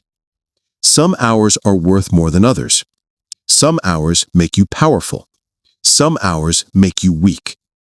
This is where most people fail. They try to manage time, but ignore energy. If your morning energy is your sharpest, That's where your hardest work belongs. If your creativity peaks in the evening, that's where your strategic thinking belongs. Stop fighting your biology. Start using it. It's not about trying harder. It's about structuring smarter. That's the discipline. The fourth truth. Schedules aren't restrictions. They are liberations. People resist scheduling because they think it limits them. Wrong. A schedule doesn't restrict your freedom. A schedule protects your freedom. When you schedule your day, you are declaring, my time is mine. My focus is mine. My life is mine. And you don't need their permission. A powerful person doesn't live by impulse. A powerful person lives by intention. Create time blocks. Guard them. Honor them. Treat them like sacred ground. That's how you reclaim your life. The fifth truth. Your future self is watching how you spend today. Imagine your future self standing in front of you, stronger, wiser, more disciplined. What would they say about how you spend your time? Would they thank you? Or would they ask why you threw away the one resource they needed most? You have a choice. Every day you choose who you become. When you waste your time, you waste your potential. When you reclaim your time, you reclaim your identity. Your time is your currency, and the way you spend it determines everything about your future. Real-world behavioral instructions. 1. The non-negotiable hour. Choose 1 hour every day that belongs only to you. No excuses, no interruptions. Use it to build something that matters. 2. The 1 yes, 10 no's rule. For every yes you give, enforce 10 no's. If it's not aligned with your mission, decline it. 3. The daily 3. Ask yourself, what 3 things must get done today, no matter what? Those are your priorities. Everything else is noise. 4. The digital gate. Turn off notifications. Not some, all. If something is truly important, it will wait. 5. The time debt check. Every night ask, did I spend today or did I waste today? Answer honestly. This is discipline. This is sovereignty. This is how you reclaim your time. The final truth. When you reclaim your time, you reclaim your life. Because time is not just hours. Time is identity. Time is direction. Time is destiny. You want a powerful life? Control your hours. Control your days. Control your weeks. Reclaim your time. Reclaim your life. Because your time is your currency, and the way you spend it becomes the story of your existence. You have a choice. Choose wisely. Choose discipline. Choose sovereignty. You reclaimed your time. Now it's time to confront the next level of power. Look in the mirror. Not the glass mirror. The real mirror. The internal one. The mirror that shows your truth, not your excuses. That mirror never lies. That mirror exposes your discipline. That mirror exposes your habits. That mirror exposes your choices. And here's the truth you've avoided for too long. Accountability is the difference between who you are and who you claim you want to be. You can tell the world stories. You can tell people excuses. You can blame your past, your environment, your circumstances, but you cannot lie to yourself. That's the key. Because accountability is the gateway to transformation. Without it, nothing you learn in this book will matter. Without it, your dreams remain fantasies. Without it, your intentions remain empty promises. You have a choice: to face yourself or to run from yourself, to confront your truth or to hide behind convenient lies. This chapter is a mirror that reveals the truth. You are responsible for what you do. You are responsible for what you don't do. And you have no permission to blame anyone else. You don't need their permission to hold yourself accountable, but you do need courage. The first truth: accountability kills excuses. Excuses are easy. Excuses are comfortable. Excuses are familiar. But excuses destroy lives. Excuses destroy potential. Excuses destroy power.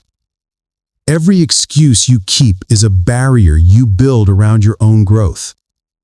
Every excuse you defend is discipline you abandon. You can lie to the world, but never lie to yourself. That's the key. Accountability forces you to confront the truth. You are exactly where your choices have placed you. Not your parents, not your boss, not your friends, not fate, not chance. Your choices. That's not punishment. That's empowerment. Because if your choices created this life, your choices can create the next one. You have a choice. Always. The second truth: self-monitoring reveals who you really are.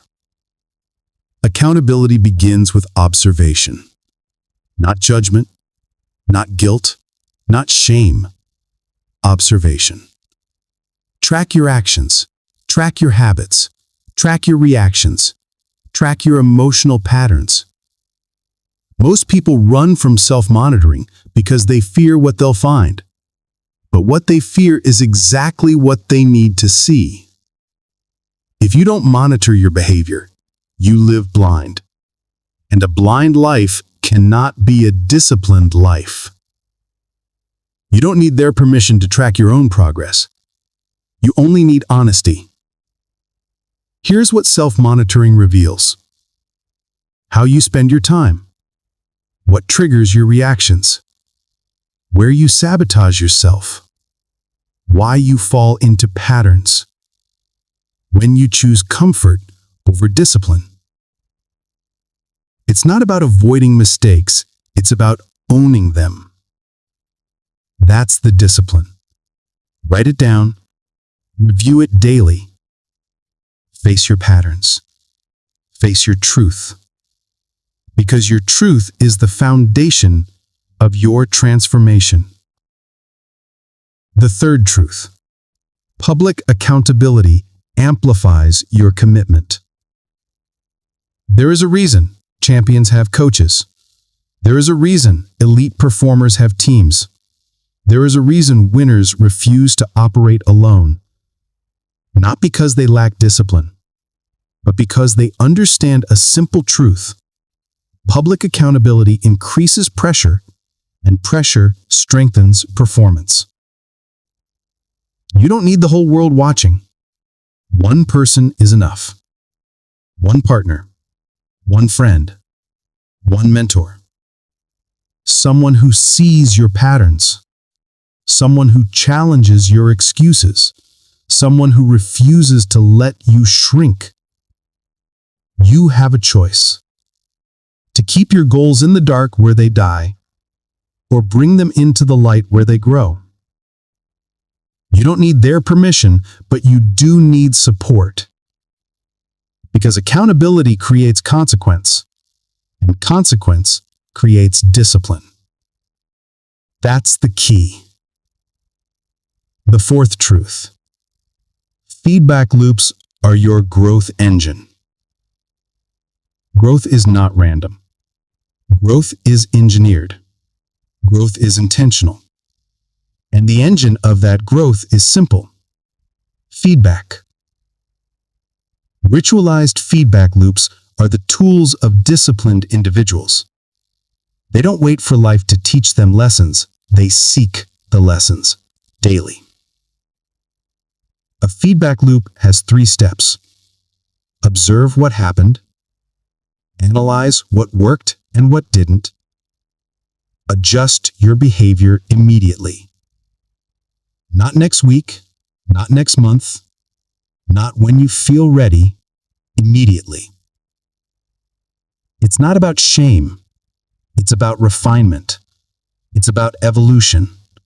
It's about becoming the version of yourself you claim to respect. You can lie to the world, but never lie to yourself. A feedback loop is honesty in action. The 5th truth. Accountability demands courage. It is easy to point fingers. It is easy to blame circumstances. It is easy to avoid responsibility. But accountability is courage. Accountability is maturity. Accountability is strength. Because accountability forces you to say, I created this. I allowed this. I tolerated this. And I can change this. You have a choice to complain or to confront, to blame or to build, to hide or to rise. The mirror of accountability is uncomfortable, but discomfort is the birthplace of transformation, because growth never comes without pain, and the pain of responsibility is the beginning of power.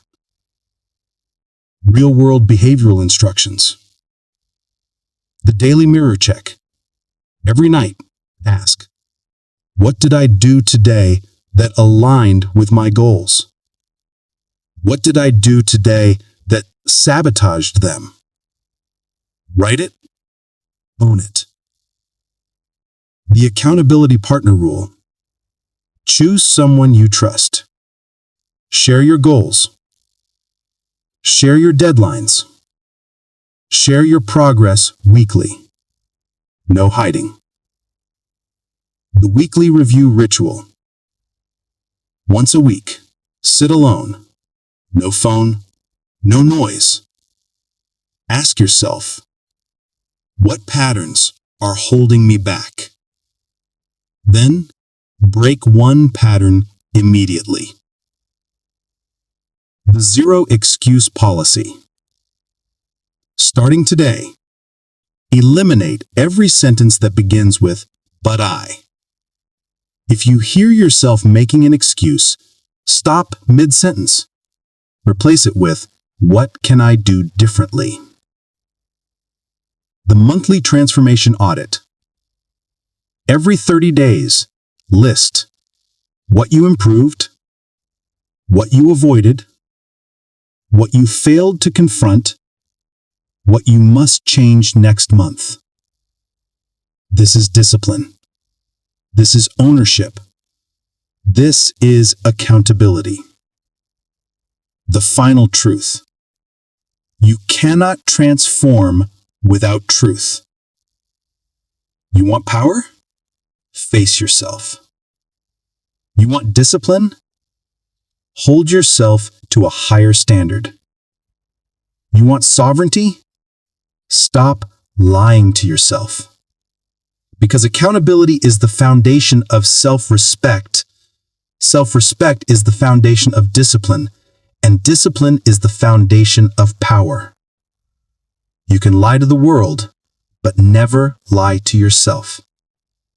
You face the mirror. Now it's time to face the next weapon of power. You have a mind. You have emotions.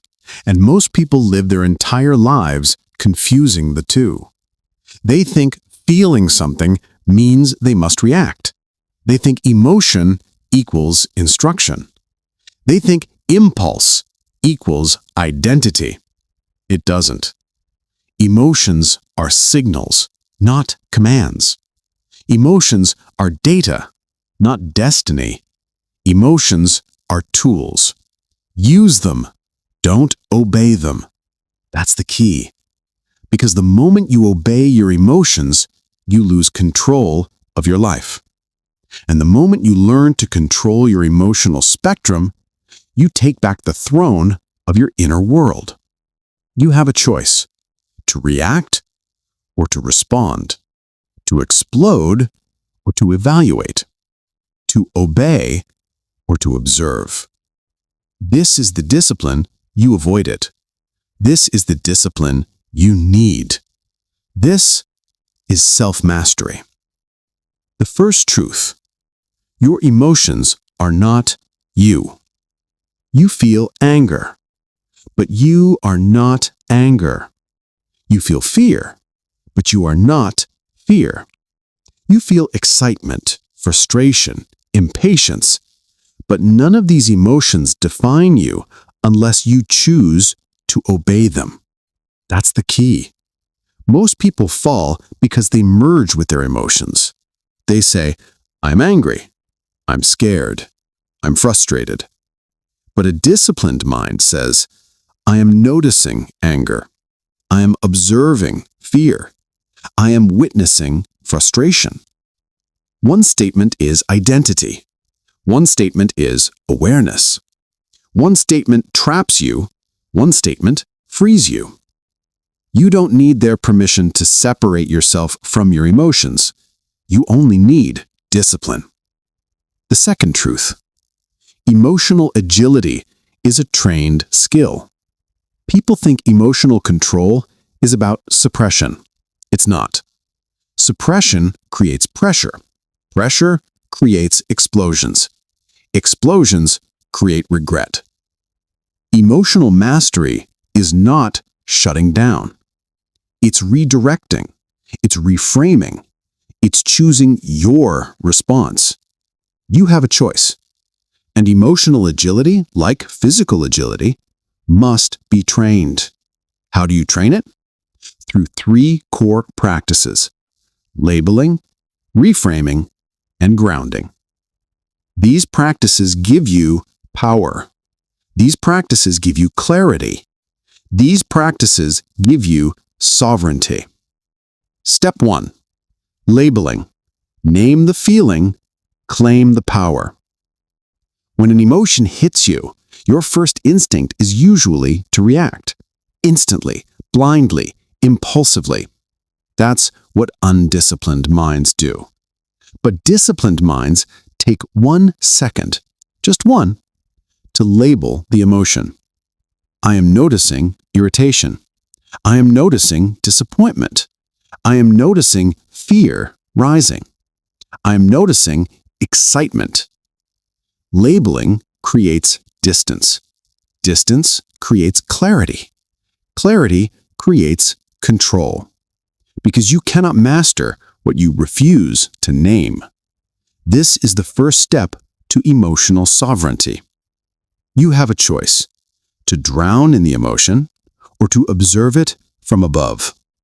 Labeling is how you rise above it. Step 2. Reframing.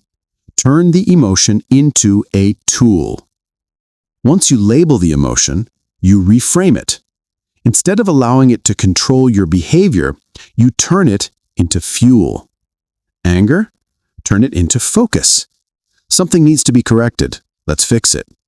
Fear? Turn it into preparation. This matters. Time to get ready. Frustration? Turn it into discipline. I am being tested. I will stay steady. Impatience? Turn it into strategy. What needs attention right now? What is the priority? Joy? Turn it into gratitude and calm strength, not recklessness. Most people let emotions hijack their actions. The disciplined turn emotions into power. Because emotions are tools. Use them. Don't obey them. That's the key. Step 3. Grounding. Return to your center before you act.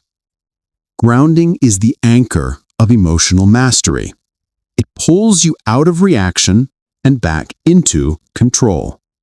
Grounding requires 2 things: presence and breath. Not spiritual cliches, not soft advice. Pure physiological reset. When your breathing changes, your mind changes. When your mind changes, your choices change. Try this when emotions spike. Slow your breathing. Lower your shoulders. Unclench your jaw. Place your feet firmly on the ground. Feel the weight of your body. This stops emotional hijacking. This stops reactive behavior. This returns you to discipline. You don't need their permission to pause. You need awareness. Grounding is the weapon that prevents emotional chaos from becoming behavioral chaos. You have a choice. Always. The fourth truth. You must control both positive and negative emotions. Most people think emotional mastery is only about handling anger or fear. Wrong. You must also control excitement, joy, hope, anticipation. Why? Because positive emotions can sabotage discipline faster than negative ones. Excitement makes you impulsive. Joy makes you careless. Hope makes you wait instead of act. Anticipation makes you rush. The disciplined mind trains both spectrums, not chasing highs, not collapsing under lows. Because emotional neutrality is strength. Emotional clarity is power. You don't suppress emotions. You sit with them. You study them. You use them. Emotions are tools. Use them. Don't obey them. That's the key. The fifth truth. Emotional mastery creates behavioral freedom. When you master your emotional spectrum, everything changes. Your relationships become calmer. Your decisions become sharper. Your reactions become intentional. Your focus becomes unbreakable. And your life becomes simpler. Because most chaos in your life came from one thing: reacting too fast. You acted before thinking. You spoke before reflecting. You moved before understanding. You chose before grounding. That ends now. You have a choice: to live ruled by waves of emotion, or become the lighthouse that stands unmoved. When you master your emotions, you master your future. You master your success. You master your peace. Master the inner world, and the outer world obeys. Real-world behavioral instructions. 1. Practice the 3-second pause rule. Before reacting, pause for 3 seconds. This will save you from 90% of your worst decisions. 2. Use emotional labeling daily. When you feel emotional pressure, say the emotion out loud. I am noticing frustration. Watch your clarity rise instantly. 3. Reframe the emotion. Ask, what is this emotion trying to show me? Turn it into a tool instead of a trigger. 4. Ground yourself in your body. Slow your breathing. Relax your shoulders.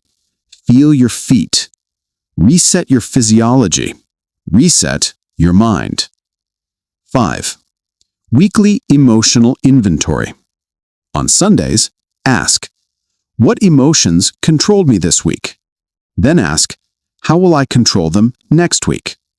That's discipline. That's mastery. Final truth. Emotional strength is mental dominance. You can train your body. You can structure your time. You can build your habits. But if you don't master your emotions, you will always be at the mercy of your inner storms. Emotions are tools. Use them. Don't obey them. You have a choice, and this choice determines the direction of your entire life. You've learned to master the emotional spectrum. Now it's time to master the force that determines your long-term destiny. You are shaped by what you do when no one is watching. Not by your goals, not by your dreams, not by the promises you make to yourself in moments of motivation. You are shaped by your invisible habits.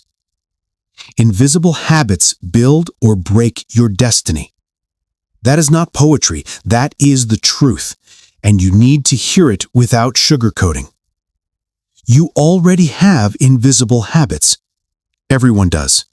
The question is simple. Are yours strengthening you or destroying you? You have a choice.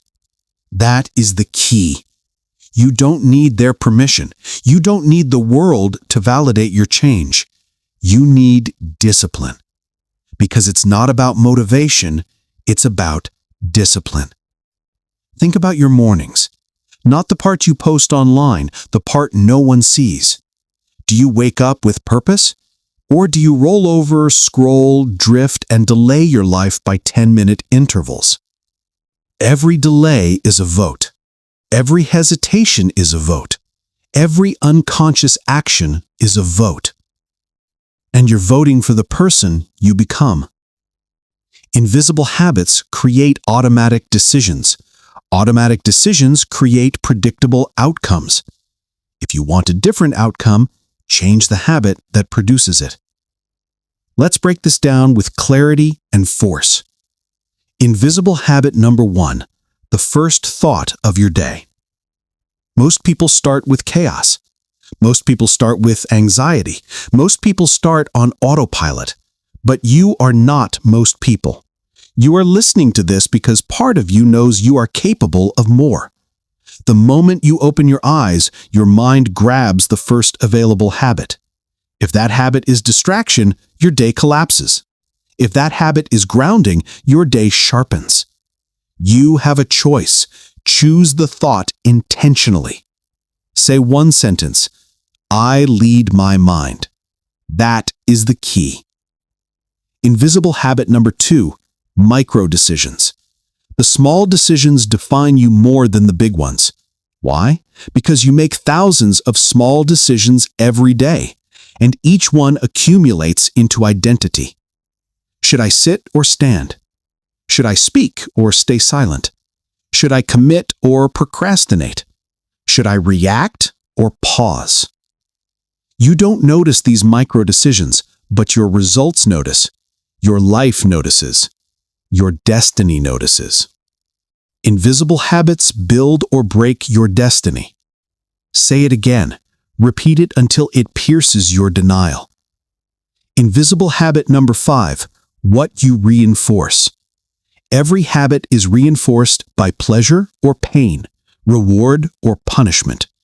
And here's the hard truth. You secretly reward your worst behaviors. You reward procrastination with comfort. You reward distraction with dopamine. You reward fear with avoidance. Stop rewarding what weakens you. You have a choice. Replace your rewards. Reward progress, not escape. Reward discipline, not impulse. Reward structure, not chaos. You don't need anyone's permission to rebuild your reinforcement system. You can start today. That's the key. Invisible habit number 4, mental triggers. You think habits are physical. You think habits are actions, but every action starts with a trigger, a mental cue, a spark before behavior. Change the trigger and you change the behavior. If boredom triggers scrolling, replace the trigger. If stress triggers food, replace the trigger. If fear triggers silence, replace the trigger. You are not locked in your patterns. You trained them, and you can untrain them. But here is the part most people don't want to accept. You are responsible for every trigger you permit. You teach your mind how to react. You teach your mind what to expect. You teach your mind the rules of your life. Invisible habits build or break your destiny. Say it again. Repeat it until it pierces your denial. Invisible habit number 5, habit stacking. If you want transformation, you must stack habits. One habit alone can inspire you. A stack of habits can redefine you. This is how you build a life that runs on discipline. Attach a new habit to an old one. Stack discipline on top of certainty. Example, after you drink water in the morning, you journal for 2 minutes. After you sit at your desk, you write the top 3 priorities. After you finish a meal, you walk for 5 minutes. Simple, focused, invisible to the world, but powerful to the core of who you are. Invisible habit number 6, habit elimination. Creating habits is half the game. Eliminating habits is the part you avoid. Why? Because elimination requires honesty. Elimination forces you to admit, this is hurting me. You can lie to the world, but never lie to yourself. You know what needs to go. You know what is draining you. You know what is shrinking your discipline. Stop pretending you don't. Eliminate one destructive routine today. Just one. That's the key. Remove the friction point. Remove the temptation. Remove the trigger. Remove the escape. Invisible habit number 7, the evening audit. If your morning sets intention, your evening sets accountability. This is where you look in the mirror. This is where you face the truth without emotion. This is where you evaluate your invisible habits. Ask 3 questions. What did I commit to today? What did I avoid today? What will I upgrade tomorrow? Do not negotiate. Do not explain. Do not justify. State the truth, accept the truth, move forward with the truth. Because your invisible habits are built in silence and exposed in results. And here is the ultimate point. Invisible habits are not soft. They are not optional. They are not background noise. They are the engine behind your identity.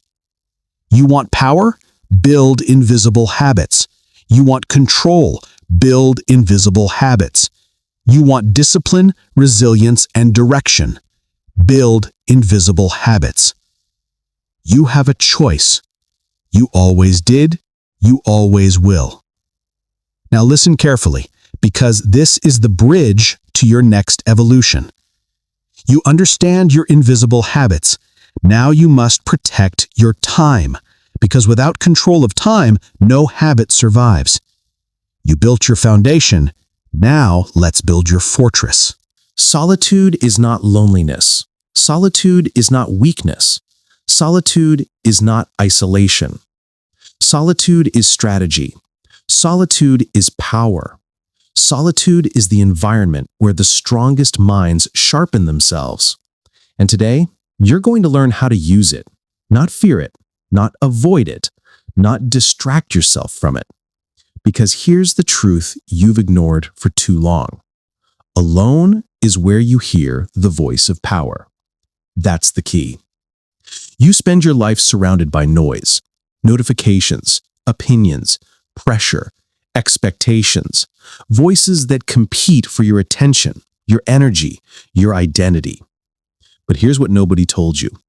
Noise steals clarity. Noise steals courage. Noise steals the part of you that actually knows the way forward. And that's why strategic solitude matters. Not accidental solitude, not forced solitude, not I got left out, so I guess I'm alone. No. Deliberate, intentional, purpose-built solitude. Because you have a choice. You can either wait for life to push you into silence, or you can claim silence as your weapon. You don't need their permission. Let's break this down. 1. Solitude is a weapon for clarity. When you step away from the noise, you see your life without distortion. You see your decisions without pressure. You see your future without fear. That's the key. Solitude gives you the truth. And you need the truth because you've been living inside other people's opinions for too long. You can lie to the world, but when you sit alone, you can't lie to yourself. That's why most people avoid solitude. It exposes what they've been running from. But you're not here to run. You're here to rise. And rise you will. 2. Solitude expands creativity. You think creativity comes from stimulation? From chaos? From having more voices, more ideas, more noise? No. Creativity is born in the quiet space between thoughts. Creativity appears when your mind finally has room to breathe. When you step into solitude, your mind unlocks its hidden doors. Ideas you couldn't see before suddenly stand in front of you. Solutions you couldn't find suddenly become obvious. That's the power of stepping away. It's not about disconnecting from the world. It's about reconnecting with yourself. 3. Solitude strengthens decision-making. Listen carefully. Your worst decisions came from pressure, hurry, or emotional noise. Your best decisions came from stillness, distance, and clarity. That's not an accident. That's a pattern. And patterns reveal the truth. In solitude, you process your choices without influence. You evaluate options without noise. You hear your intuition clearly, maybe for the first time. And this is critical. It's not about intelligence. It's about discipline. The discipline to step back, the discipline to pause, the discipline to think long-term, not impulsively. You have a choice. React fast or decide strong. Strategic solitude teaches you the difference. 4. The framework of strategic solitude. Let's talk about implementation. Real-world steps. No fluff, no theory. A. Reflection sessions. Sit alone with one question. What am I doing and why? Write the answer. Don't censor it. Don't beautify it. Just face it. B. Vision mapping. Once a week, sit alone and map your next 90 days. 1 page, 3 goals, clear actions. That's it. Without solitude, you drift. In solitude, you choose direction. C. Journaling for precision. Not emotional dumping. Precision journaling. Write what you did today. Write what worked. Write what didn't. Write what must change.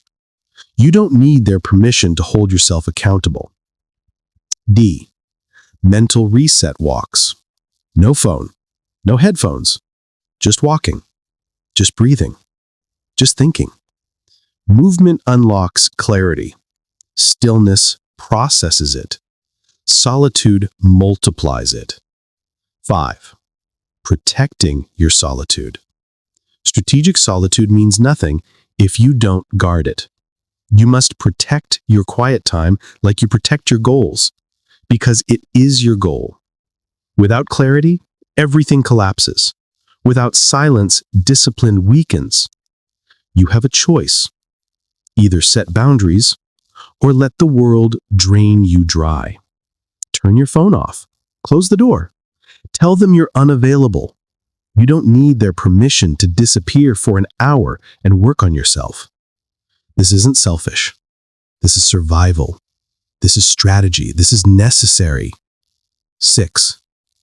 Solitude is not escape. It's enhancement. Understand this. You're not running from life when you choose solitude. You're preparing for it. You're sharpening your mind.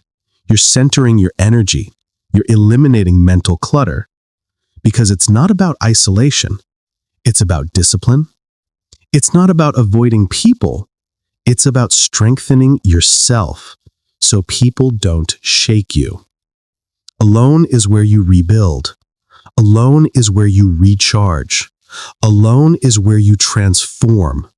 And transformation requires silence. 7. The repetition you must burn into your mind. Say it again. Say it until it becomes part of you. Alone is where you hear the voice of power. Alone is where you hear the voice of power. Alone is where you hear the voice of power. Because that voice, your voice, is the one you've been ignoring, but not anymore. You have a choice to stay distracted or to become dangerous, to stay noisy or to become clear, to stay reactive or to become strategic. That's the key. Final transition. Solitude is the accelerator of discipline, the amplifier of clarity, the birthplace of your next evolution as a human being. You've learned how to step back, how to listen, how to see. Now it's time to move forward with force. Because solitude prepares you for the world, but intention commands it. You mastered the silence. Now, let's talk about the next level of control. Setbacks are inevitable, but how you respond to them is optional. You have a choice, and that's the key. Right now, you might think setbacks stop you. You might think failures define you.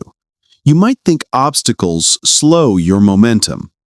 But hear this clearly. Setbacks are the jet fuel for unstoppable momentum. If you understand how to use them, they don't weaken you, they weaponize you. Most people crumble at the first sign of friction. You will not.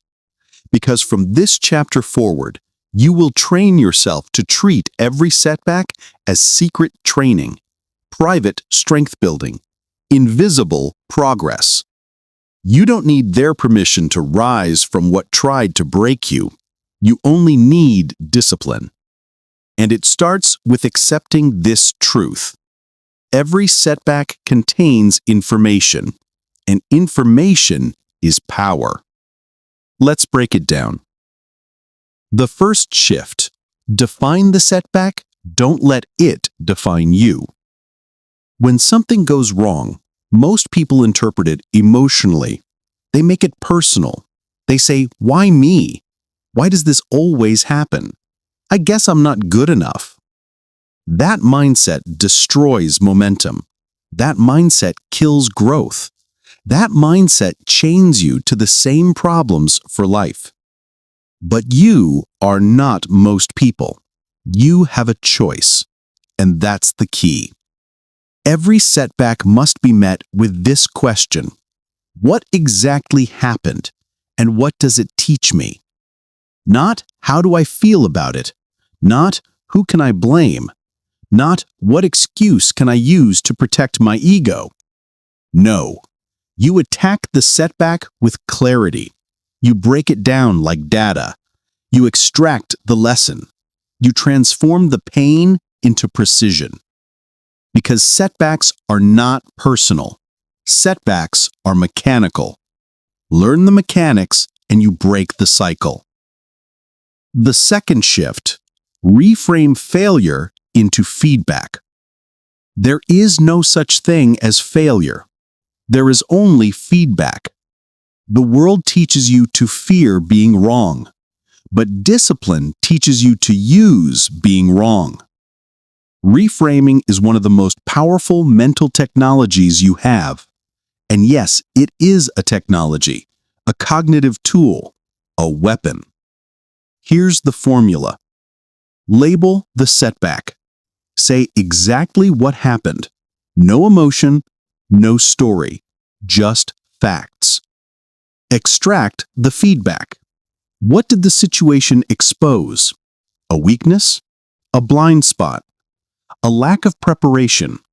A missing skill? Turn feedback into action. One small adjustment. One new system.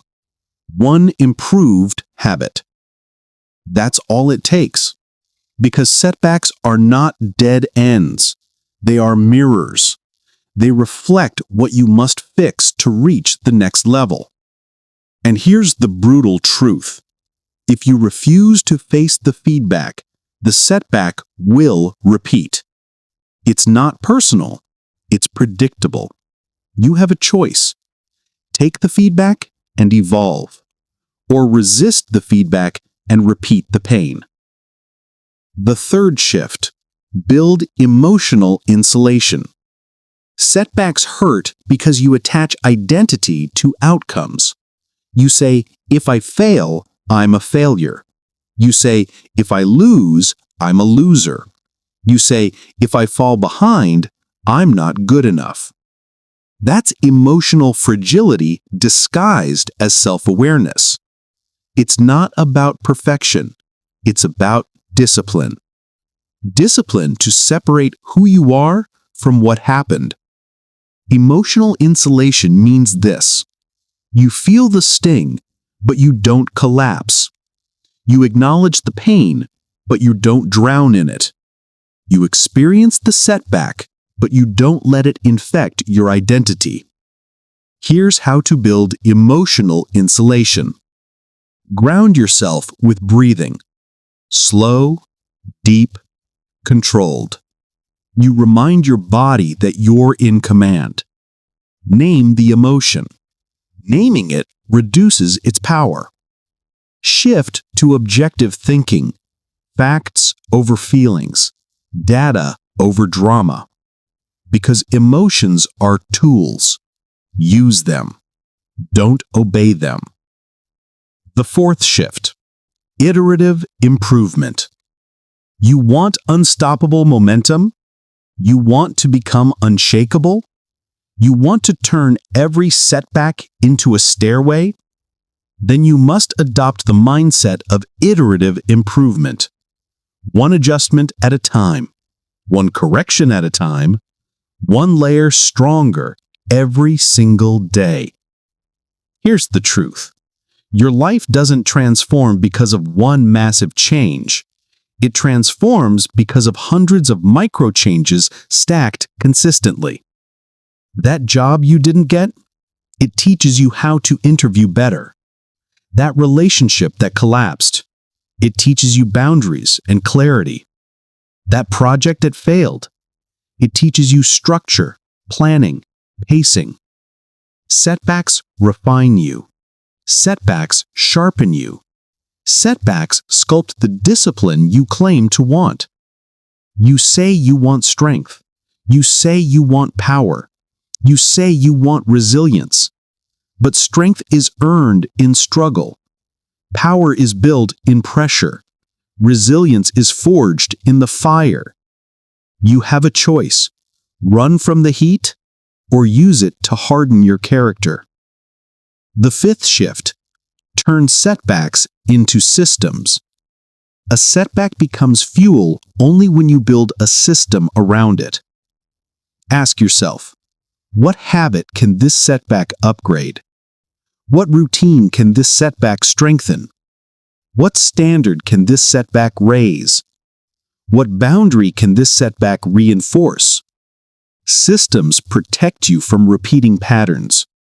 Systems make your discipline automatic. Systems turn chaos into strategy. Remember this line for the rest of your life. Setbacks expose the system you need to build next. That's the key. The final shift: use setbacks as momentum. The average person stops when things get hard. You will do the opposite.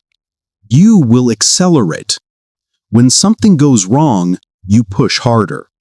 When someone doubts you, you refine your skills. When life hits you, you hit back with discipline.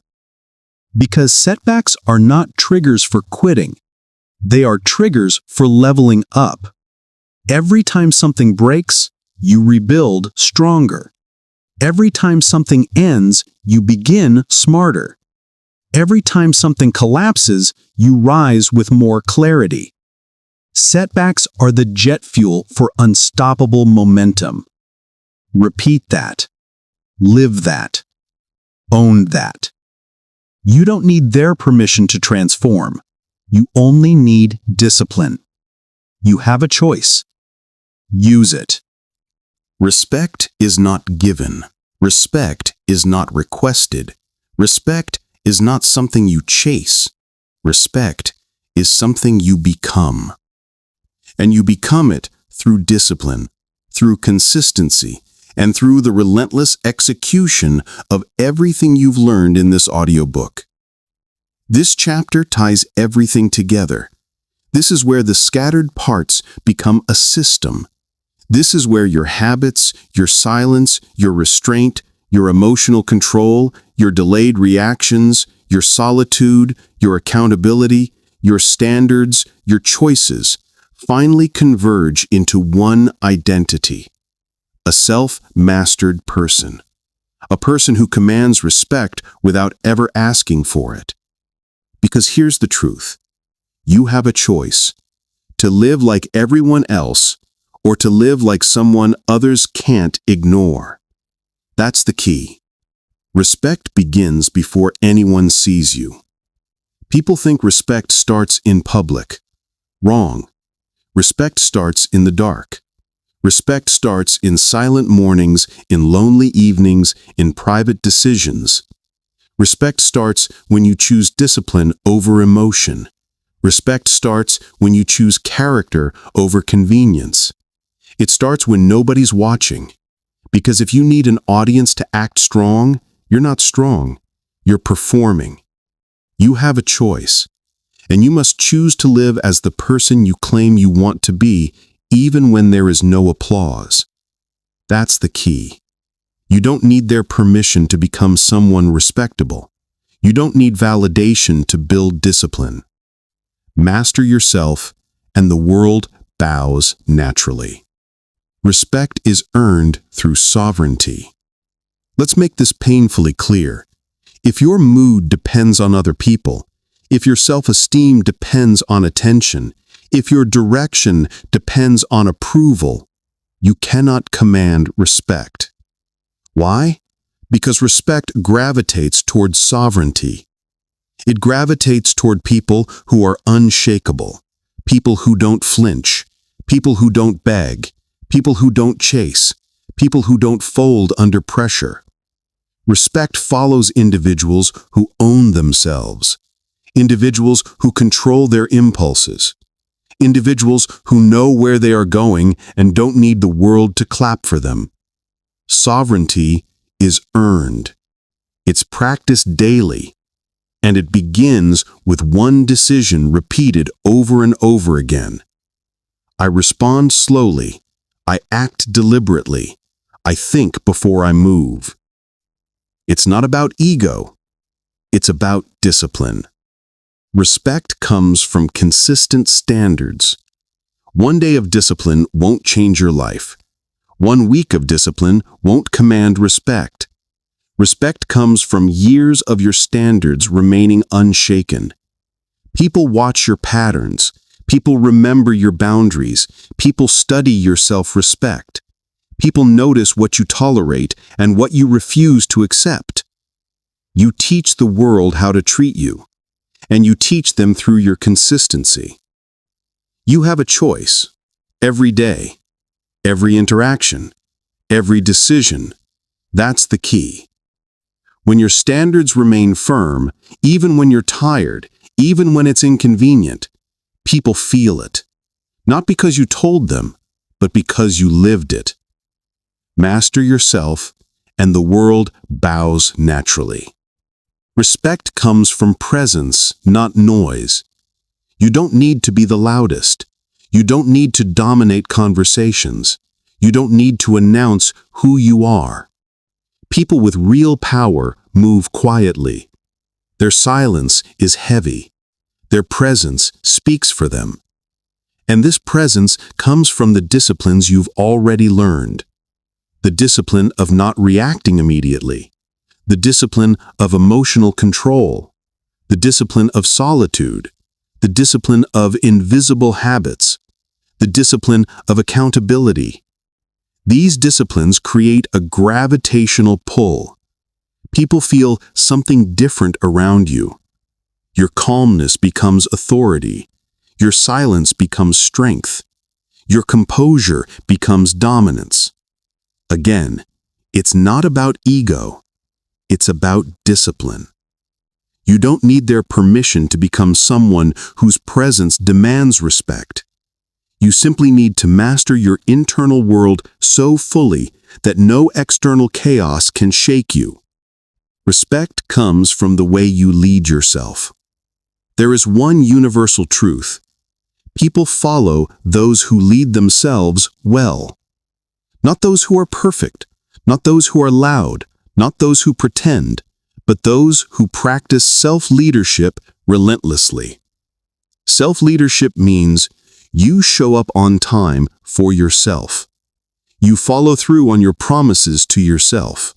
You stay disciplined even when emotions try to pull you off track. You correct your weaknesses without making excuses. You keep learning even when nobody tells you to.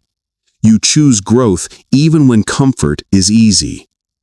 Again, you have a choice.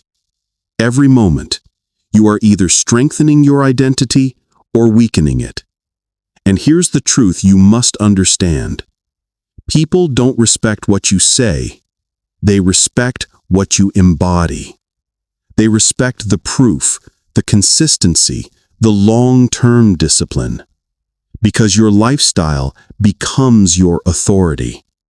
Respect comes from how you handle setbacks. Strong people don't collapse when life hits them. They don't whine, they don't complain, they don't blame. They analyze, they adjust, they learn, they move again. Because setbacks are not obstacles. Setbacks are the jet fuel for unstoppable momentum. When you use failure as fuel, people notice. When you rise without dramatic announcements, people pay attention. When you transform pain into growth, people feel the shift. When you remain composed in chaos, you show the world your strength.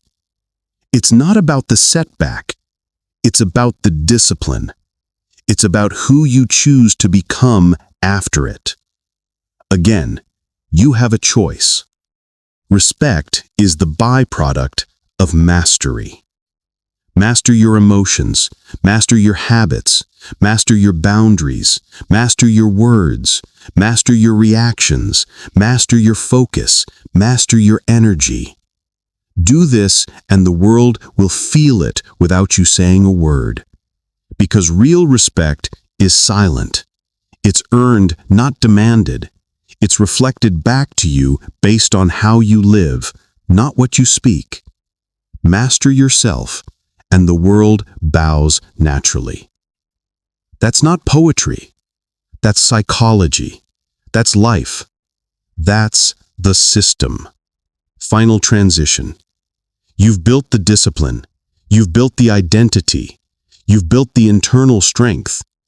But there is one more frontier, one final discipline that elevates everything you've learned.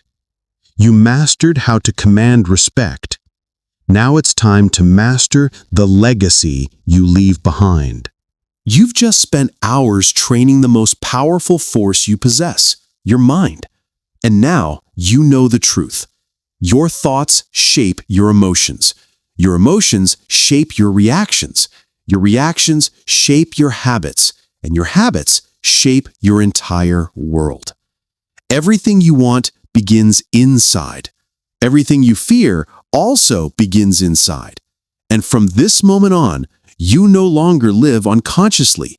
You no longer react blindly. You no longer surrender your power to impulses, people, or circumstances. You control your mind, your focus, your discipline, your narrative, your emotional state. And when you control your mind, you control your world. Now it's your turn to prove it. Stand up, act with intent, think with precision, and move into your life with absolute mental authority. Your next decision is the test. Choose power, choose clarity, choose mastery. Your mind is yours. Use it.